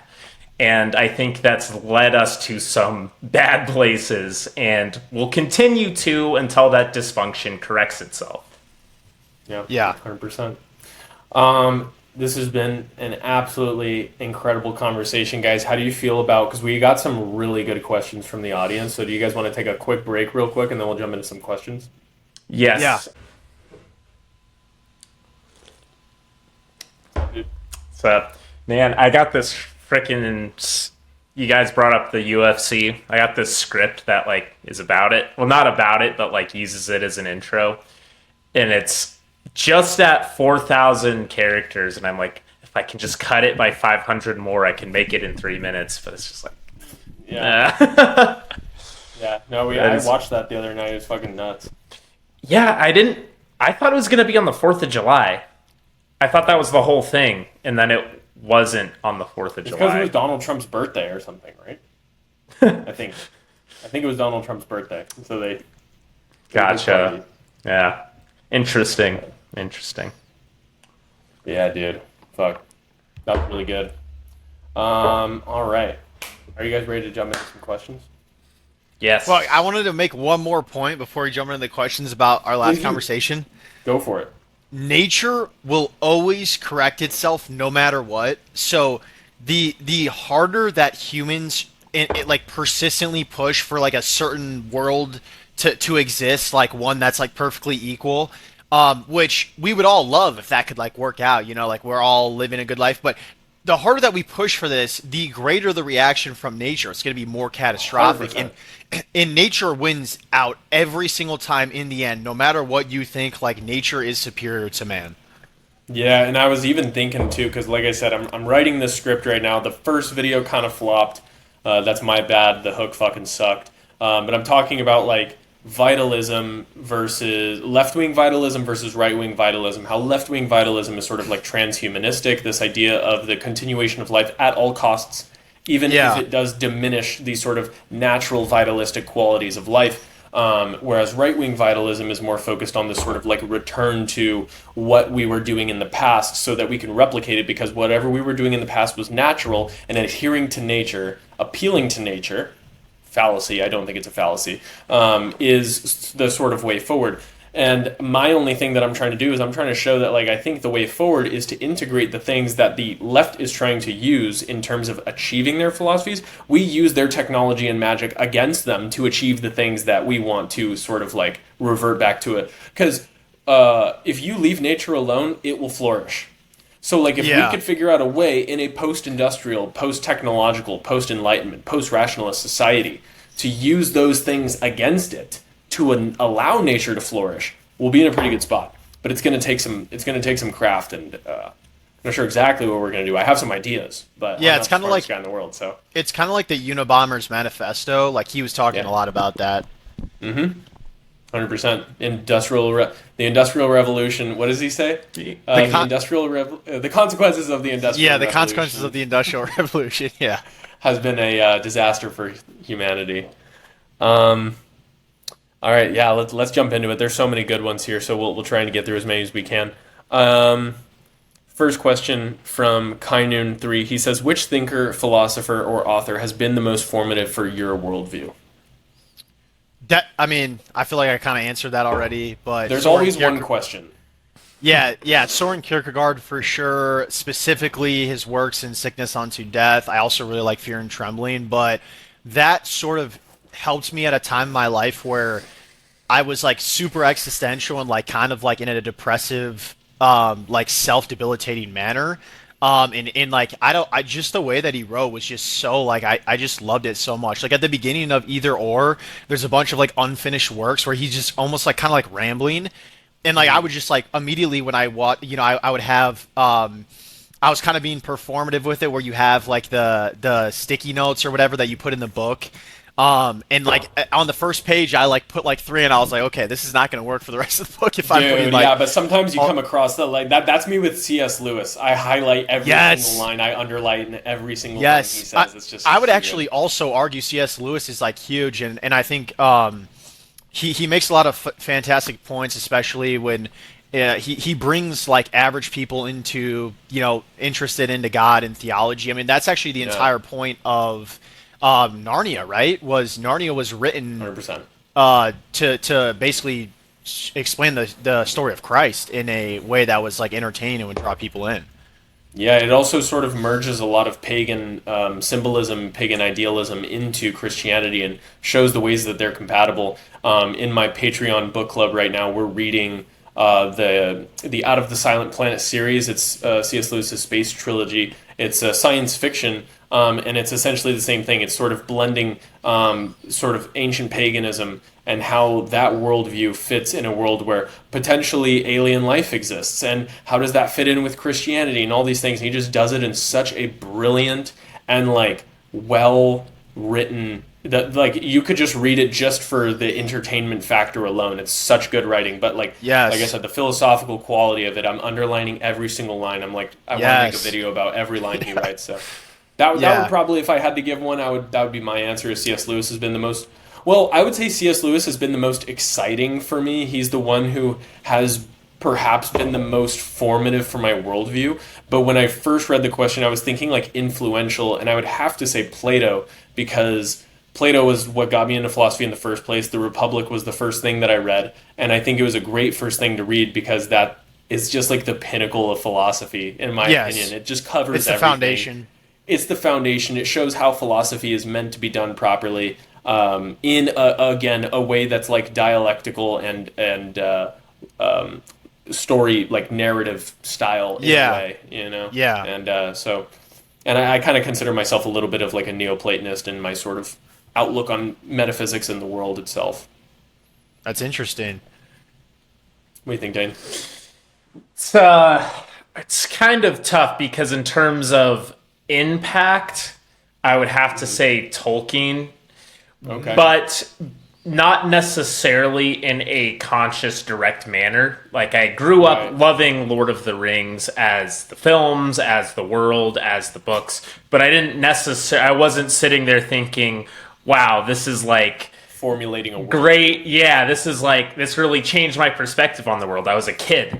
But a lot of things sunk in subconsciously or subliminally, you might say, on duty and heroism and romanticizing all of these things. So I think I owe a lot to Tolkien, even if I didn't recognize it until I was much older. So I think that would have to be my answer. But if you made me say, okay, who was like the guy that you read and was like, wow, this changes my worldview or unlocks a worldview. Honestly, it's between either David Lynch with his films, or honestly, and I know some people are going to hate this, Bronze Age Mindset really did unlock a lot of things for me in life. I know a lot of people hate that book. I know a lot of people hate BAP, and we've talked about all of that before, but for where I was in life, it was exactly the kind of spark, and it illuminated a lot of things for me that helped me pivot to the place I am now. And for that, I will always appreciate the book, even if I don't necessarily agree with everything written. Yeah, nice. Could you imagine sitting in a room at Oxford with Tolkien and Lewis and just having conversations that would have gone on? Oh my gosh.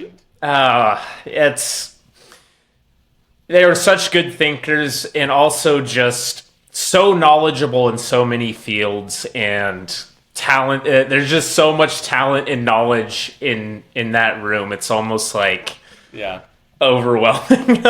That's the ultimate duo, you know, when you see those things where it's like me and bro. It's like Tolkien and Lewis, that's me and bro. Okay, this one comes from XODYC. He says, how does one honor the Lord? It's a big question. That's a huge question. I think the best way to honor the Lord, I have conversations with my brother who's like really deep into his faith about this, but I think the best way to honor the Lord is to use the gifts that he's given you for his glorification. Because there's sort of a tendency of that a lot of people have that I've struggled with in my time too, to like sort of settle because something's comfortable, or you know, you're still doing work, like you're still getting by and you're doing things that like an average person would do, but the highest God didn't call you to be average. Exactly. Like you have to find your gifts that he gave you and then use those for the greater good and to bring other people to Christ. I think that's kind of the best way to do it. And if you don't know how to find your gifts, it's literally as straightforward as trial and error. Like you just have to try a million things, and oftentimes you can even ask somebody, because sometimes you have, you know, it's hard to like analyze yourself. Maybe you just ask some person that knows you pretty well, hey, what do you think like my gifts are, and don't give me like a BS like, oh, you're really good at this, this, and this. Like, actually, what do you think I'm good at? My friend Zach is really good at that. He could tell you what your gifts are. he's like that guy who just knows, has a 1 hour conversation with you. He could tell you. But dude, I completely agree, and I was gonna give the exact same answer. One of the things I thought was super interesting, we talked about the UFC fights that happened at the White House the other night. I was watching all those fights, and every single fighter, when they finish fighting, they give their little like, oh yeah, I did my best, had a really good camp, he was a tough fighter. All glory to God, Jesus Christ is my Lord and Savior. And it's like one of those things where it's like, is he glorifying God by like pummeling another man? But in a way, it's like that. If that's his gift, if that's his way of getting on a stage and saying to people, "Hey, that you see my talent, whatever. I entertained you for some time. I just want to give all the glory to God, and I want to let you know Jesus loves you." It's like that's your gift. That's your gift. Our one commission that we were given by Christ is to love our neighbors, love God, and to preach the gospel to preach the gospel to the four corners of the earth. Yeah. And it's like beyond that, there's really no rules, there's no obligations. So beyond that, it's just like do what God created you to do. I think that's a wonderful answer. Beautiful on both ends.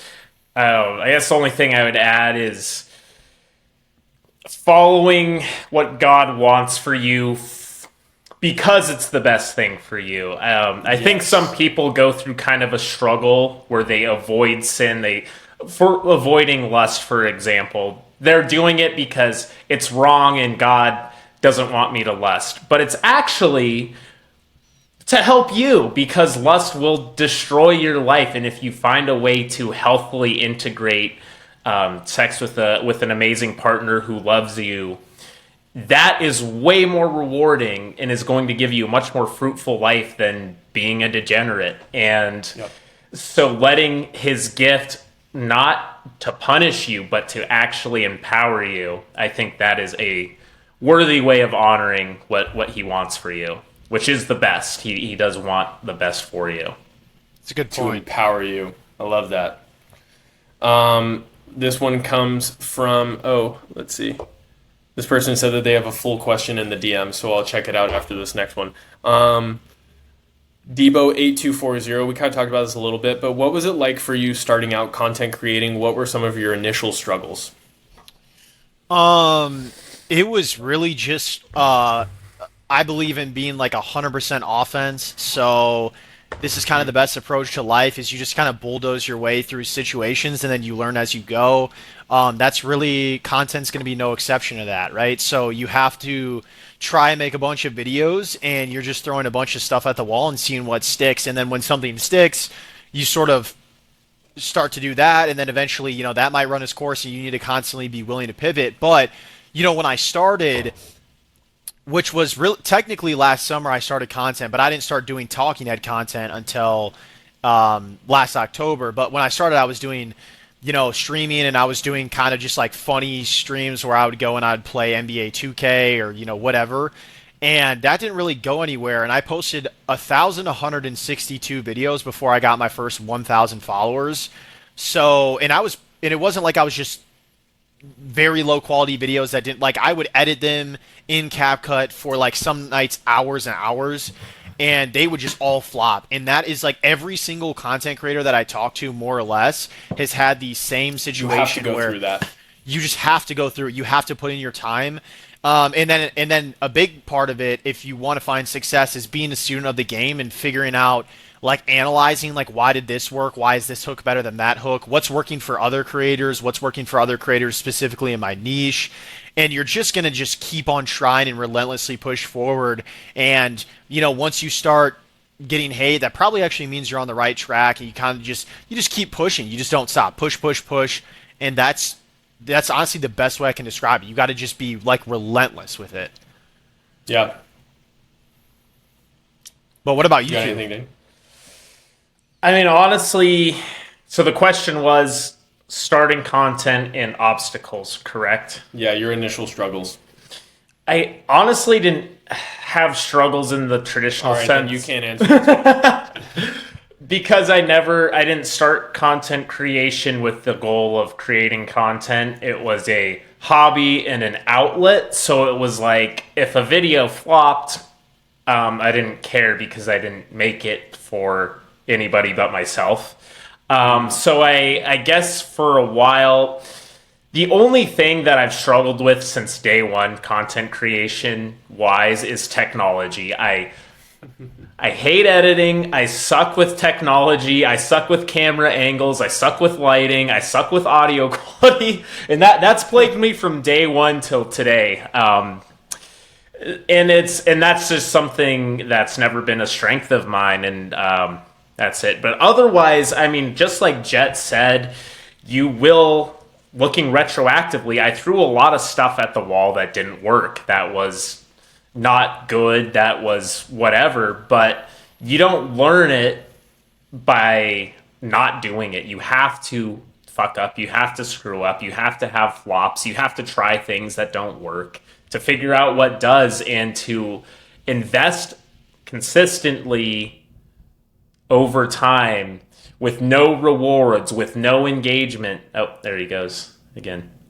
It's okay. He'll pop back in and we can keep going. Okay.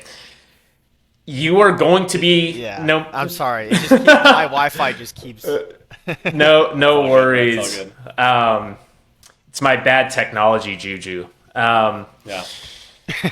But no matter how good your content is or your ideas are, you are going to spend the first few months, unless you get a viral hit out of pure fortune, getting no rewards, getting barely any likes, getting barely any follows, and you just have to swallow that and be okay with that, because eventually the investment will pay off, and it'll start paying off in dividends. But you aren't going to see that return on your investment for a long time. So you have to have some love of the game, and some higher calling than I want to be famous and make money.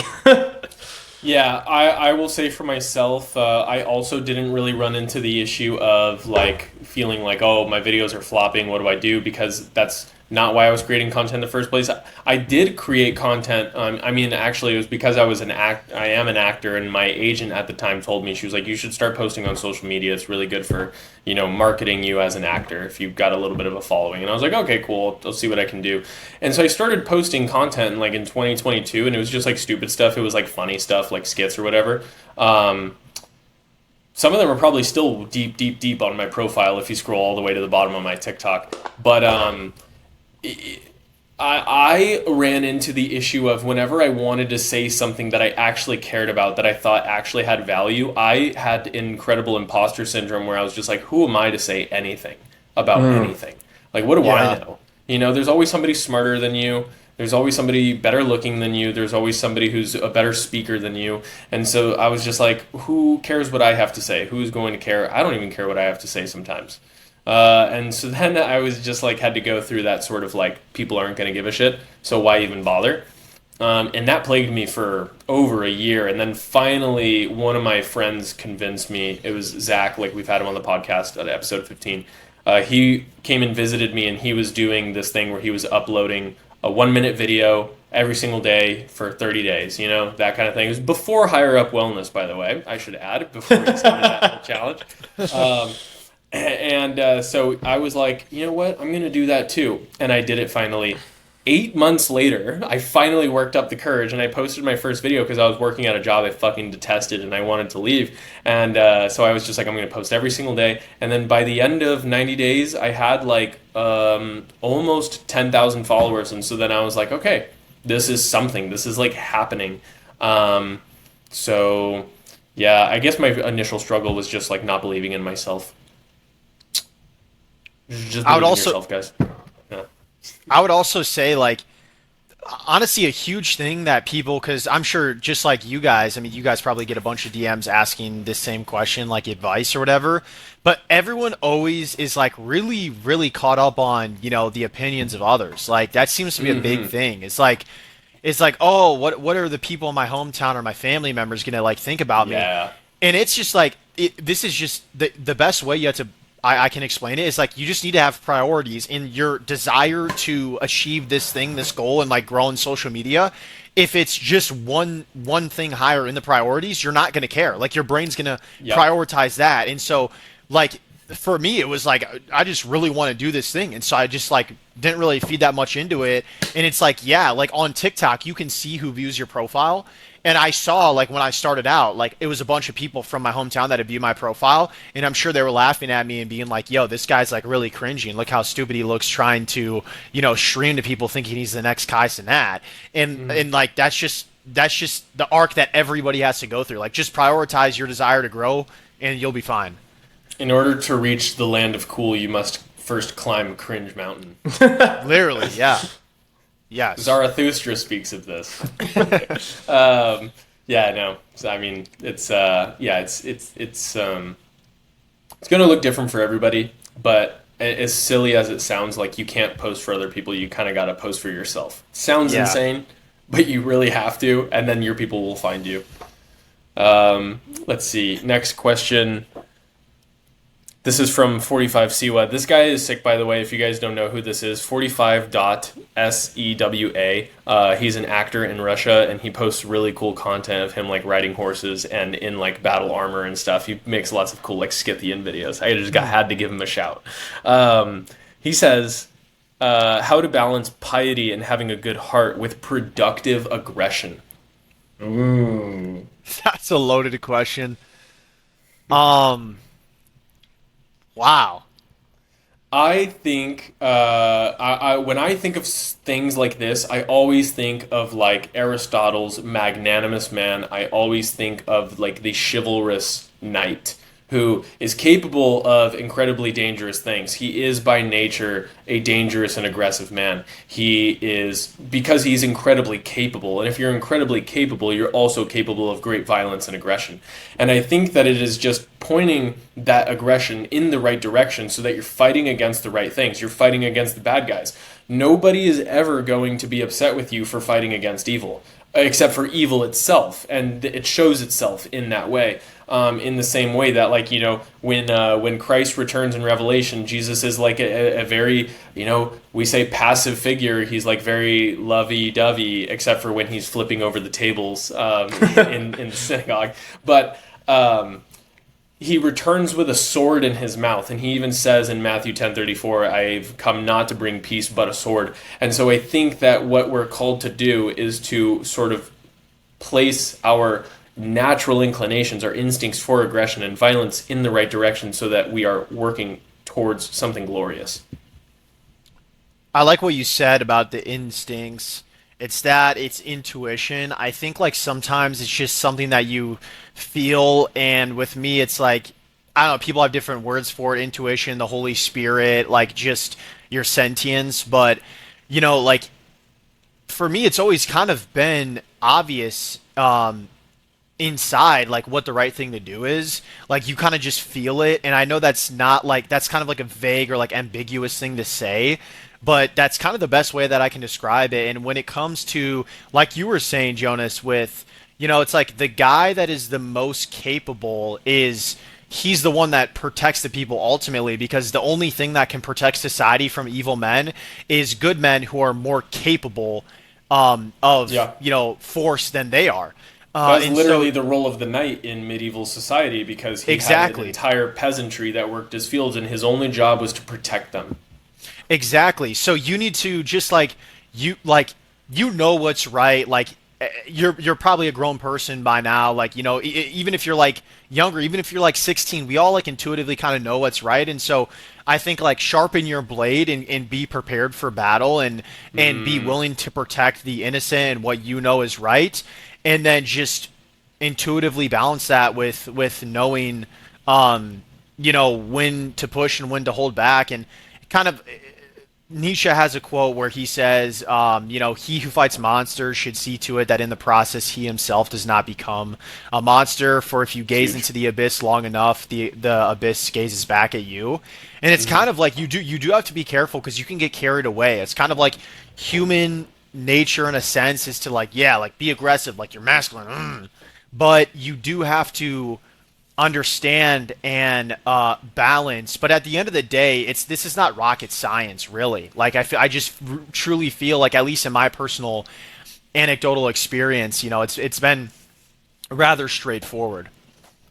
Yeah, like that. I think you guys covered most of the ground, really. It's this idea of sublimation and channeling into higher creative, noble pursuits versus destructive, lower basal pursuits. Violence can be a tool either way. And especially in a relatively, at least for us three here in the West, there aren't that many opportunities or necessary situations where violence is needed. Yes, you can get in a fight out in public, and there's times for physical confrontation, but from your day to day, it's not like, Jonas, you brought up the medieval world. That was just in general a much more violent, turbulent time than what we're living in, but we still have those same urges. Right. It's human biology, as Jett said, to raw, aggressive, masculine. So it's harder to channel it into something productive. And I think developing capability, for one, is, I think, a great tool. Martial arts, all these kinds of things. Because once you have the capability, there's a bit of respect that you've learned by getting your face punched in, or losing as well. You learned kind of that humility, and you learned that you don't need to prove yourself and put yourself in situations where it's not necessary, but you know that if it is necessary, you have the skills to take care of it. So I think it kind of gives you that balance, along with the outlet of actually doing and training and all that sorts of thing. So 100%. Yeah. This next question sounds like it's created for you, Dane. I want to hear how you feel this one. Interesting. Gleneral Gravius says, should we be cautious of or embrace the falling of Icarus, so to speak, with Faustianism?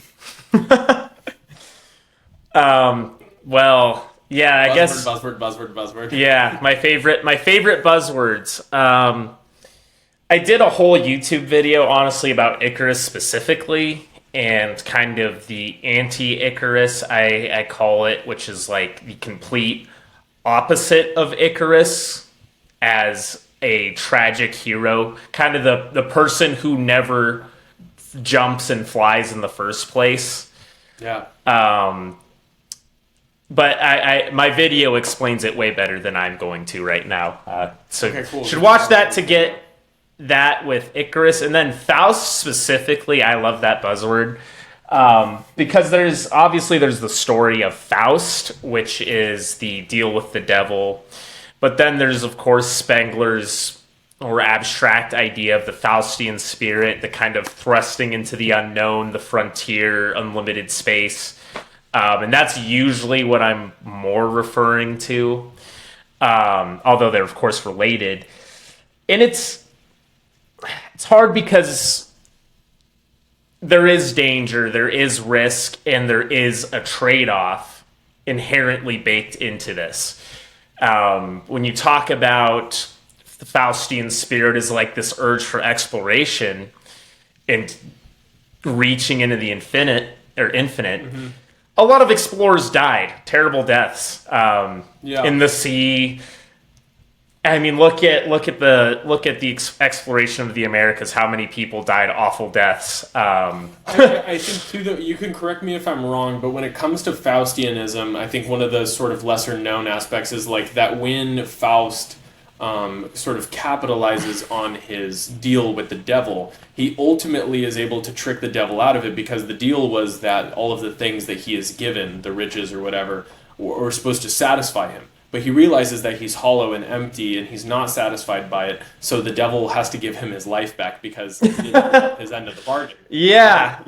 So that's kind of part of the Faustian spirit too, is that like you make this deal. Like people say that the Europeans are like filled with the Faustian spirit because of this idea of exploration and continual conquest and that sort of thing, at the expense of the risk of you dying in the process, of you losing everything, so to speak. But it's like the risk, there actually is no risk. Like that's the Faustian. Well, that kind of ties back to Icarus, right? It's like, yes, he flew too high and fell into the sea, but if he never flew in the first place, he would be trapped in, I can't remember what the tower's name was, but he would be trapped as a prisoner the rest of his life. And what kind of life is that? Wouldn't you rather fly and fall into the sea than never fly?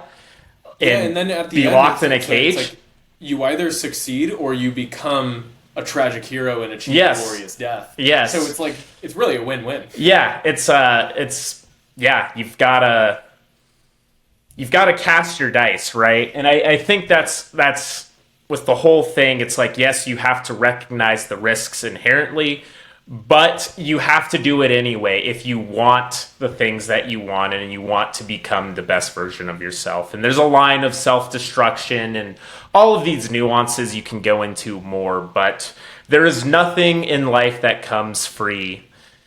There's nothing in life that is not going to have sacrifice that's worth having, and you have to fly for it if you truly think it is something that you want or deserve.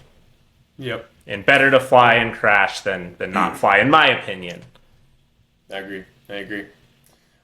We've got a few more good questions, but there's a few sort of like rapid fire, like what are your favorite questions? So we'll do those really quick.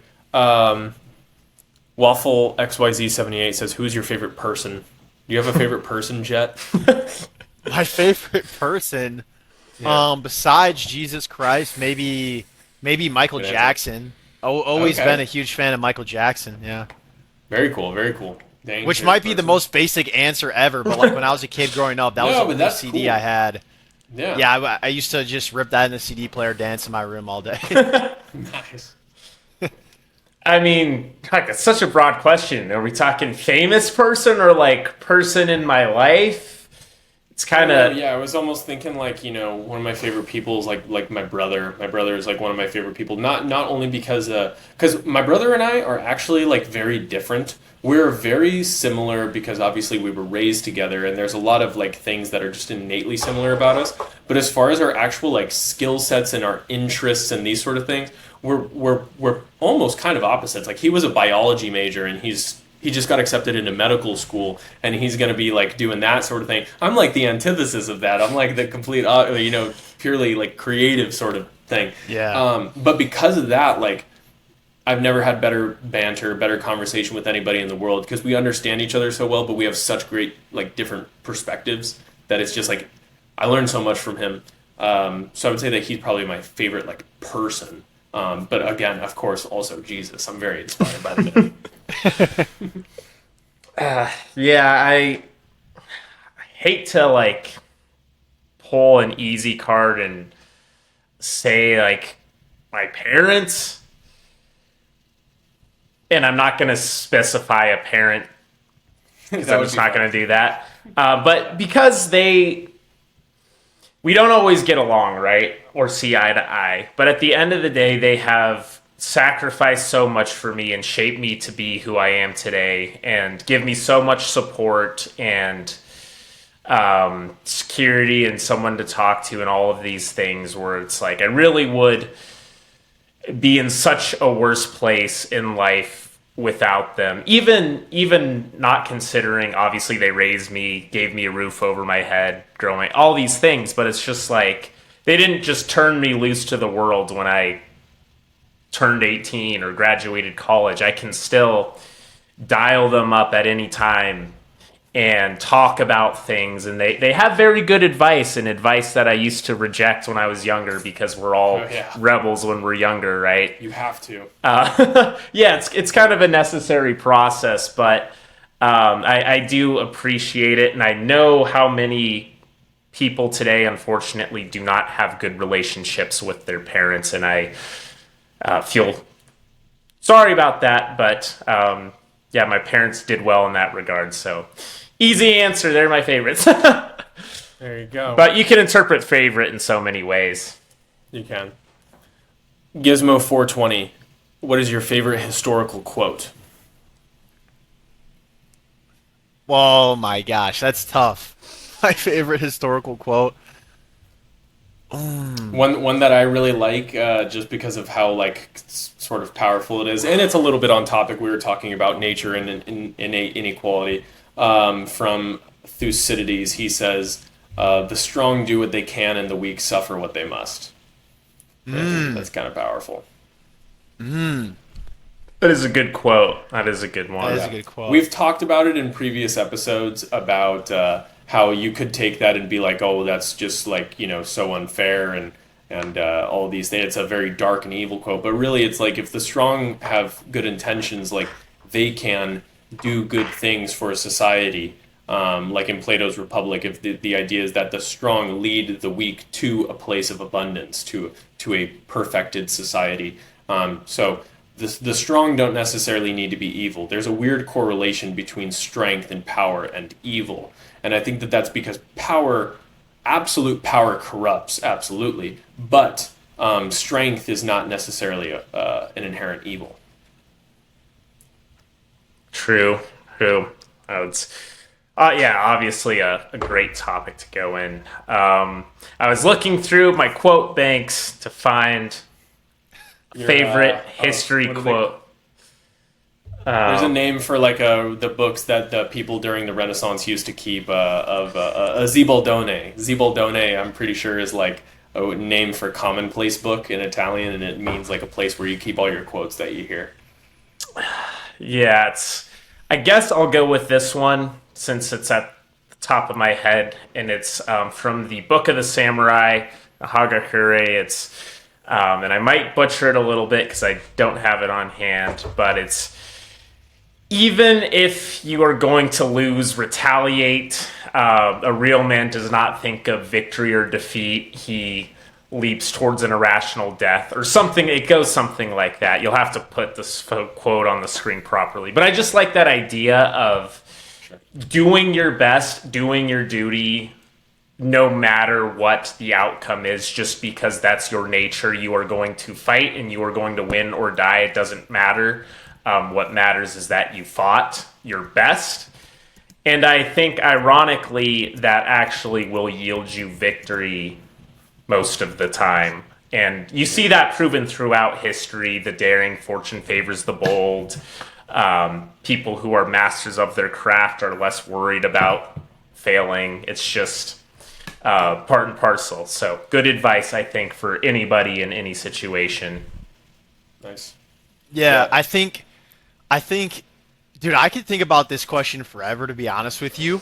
But and this might be a classic move here, but I just go to like, okay, what is like a good piece of advice that is like the most applicable to like having a good life? And I'm reading this, Matthew 5:44. Love your enemies, bless those who curse you, do good to those who hate you, and pray for those who persecute you.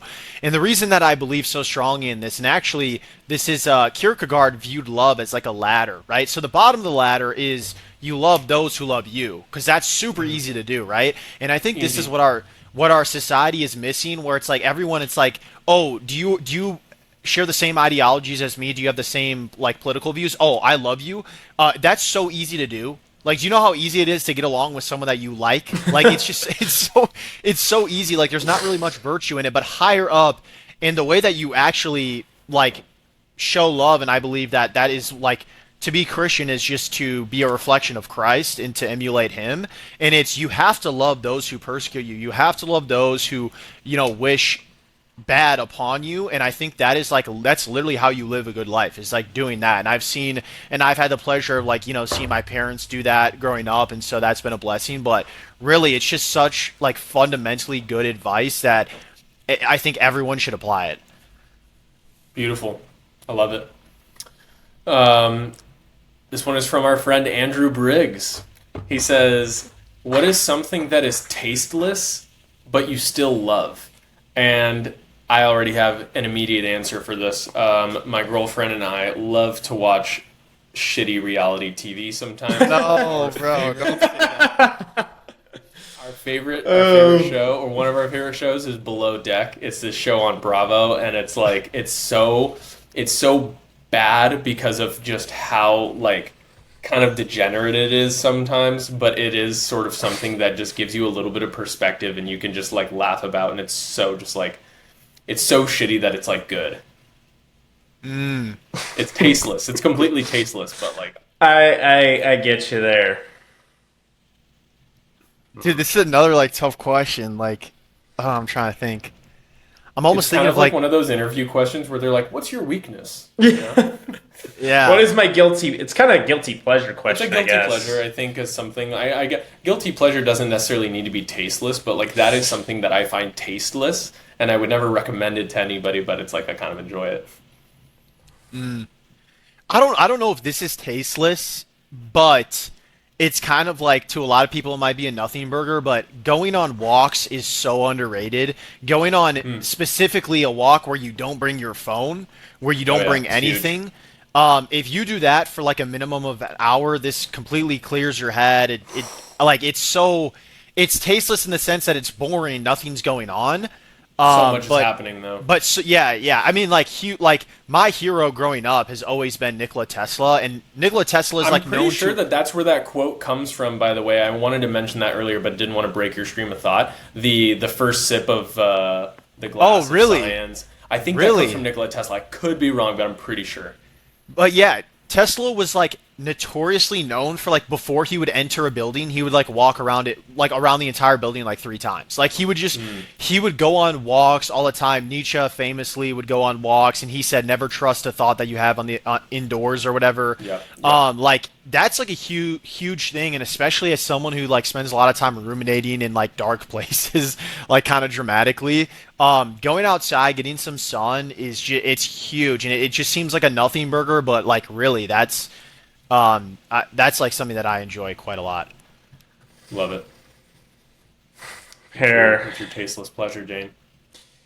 I guess kind of something where tasteless in the sense where it's not like high art or really valuable, kind of just like a nothing burger time waster is I grew up loving Star Wars, and I'm not saying Star Wars is tasteless necessarily. I'm not getting into that whole thing, but I love reading like the stupid lore about like vehicles and weapons and like all the shit nobody cares about, but like the autistic people in the crowd watching the movies, where it's like, oh, I wonder what that vehicle's called. What kind of weapons does it have? Like, I just love going down these little Wikipedia rabbit holes sometimes just to indulge my inner spurgy child.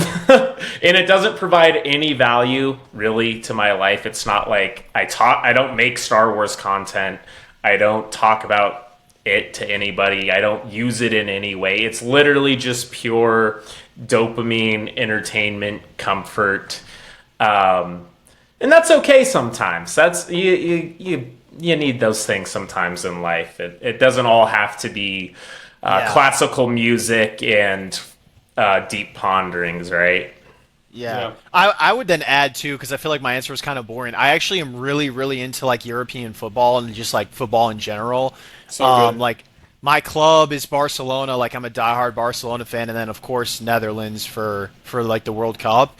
But so many people will give me comments like bread and circus, bread and circus. It's like if your entire life is like void of bread and circus. And by the way, the people that say bread and circus like unironically probably go and do like they go to the pubs all the time. Like they're not, like, everyone taking shots has at their them. vices. And Everyone has their pleasures, vices, yeah. right? And it's like for me, it's always been like if a Barcelona game's on, I'm gonna watch it. That's like once every 4 days, or like like the World Cup, your team plays once every week. It's like it's not that big of a time contribution, but that's like, yeah, that for me is probably the better answer for something that's tasteless. Nice. Very cool. All right, last question we got here. This is from Thomas Ruocchio. He asks, heading into battle with the boys, what's the exact song you put on the aux? Little Dark Age. Oh, that's a good one. That is a good Dark Age. one. Yeah, they actually have a big speaker in the sky that plays that. Yeah. Yeah, that's a great choice. Yeah. Mine is I've always, because this topic came up the other day, we were talking about like UFC walkout songs. If I had a walkout song for like anything like that, it would have to be Descending into Hell by Sleeping Giant. It's they're a Christian band. It's like metal, and the song is about liberating people who have been human trafficked. And so but the song itself just goes so incredibly hard, and it just fires me up every single time, makes me want to run through a wall. It's so good. So I'd probably pick that one. Good I think it gets the boys fired up. I guess I would pick O Fortuna. Because it's played in the final battle scene of Excalibur, which I'm sure everyone knows now is one of my favorite movies, and it's just like riding into battle. You might be doomed, but you're going to destroy evil one way or the other. And it just sounds epic. It just fucking sounds epic, and hypes you up. And that's ultimately what going into battle music is whatever gets you hyped up. Beautiful. Well, guys, this has been an incredible conversation. 2.5 hours absolutely flew by. Jett, let everybody know where they can find you. We're going to plug all of your socials and everything in the description below, but tell people like what you have coming up, what you're excited about. Awesome, yeah. It's just my name, Jett Franzen. Jett has 2 T's. On TikTok, Instagram, and then I think on YouTube it's Jett.Franzen, but if you just search Jett Franzen, it'll still pop up. So, and then exciting stuff I have coming up. I can't announce this specific individual, but I am going on a very big podcast soon. And so we're still working out the date, hopefully end of summer. So that's going to be huge. And then yeah, I'm trying to collab with a lot of other creators like that are in our niche and stuff like that. So I literally just started reaching out to people because I've not done that at all. Like it's always been people reaching out to me. And then other than that, I'm just going to continue to make my videos because I really enjoy making them. But thank you guys so much for having me. I enjoy talking to people that have similar interests, and you guys are obviously super tapped into kind of the same world as me. So I enjoyed it a lot. 100%, dude. It's been an absolute pleasure. Go ahead, Dave. Yeah, just as Jonas said, an absolute pleasure. It's always cool to meet the man behind the screen.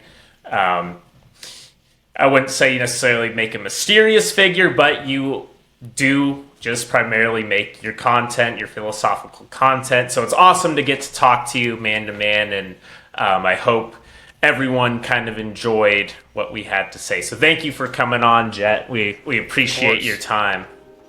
Yeah, 100%. Thank you guys all so much for watching. Thank you for listening. Make sure that you subscribe to the YouTube channel, and make sure that you're following on Spotify if you're not already. That really helps us out. And we will see you guys in the next one.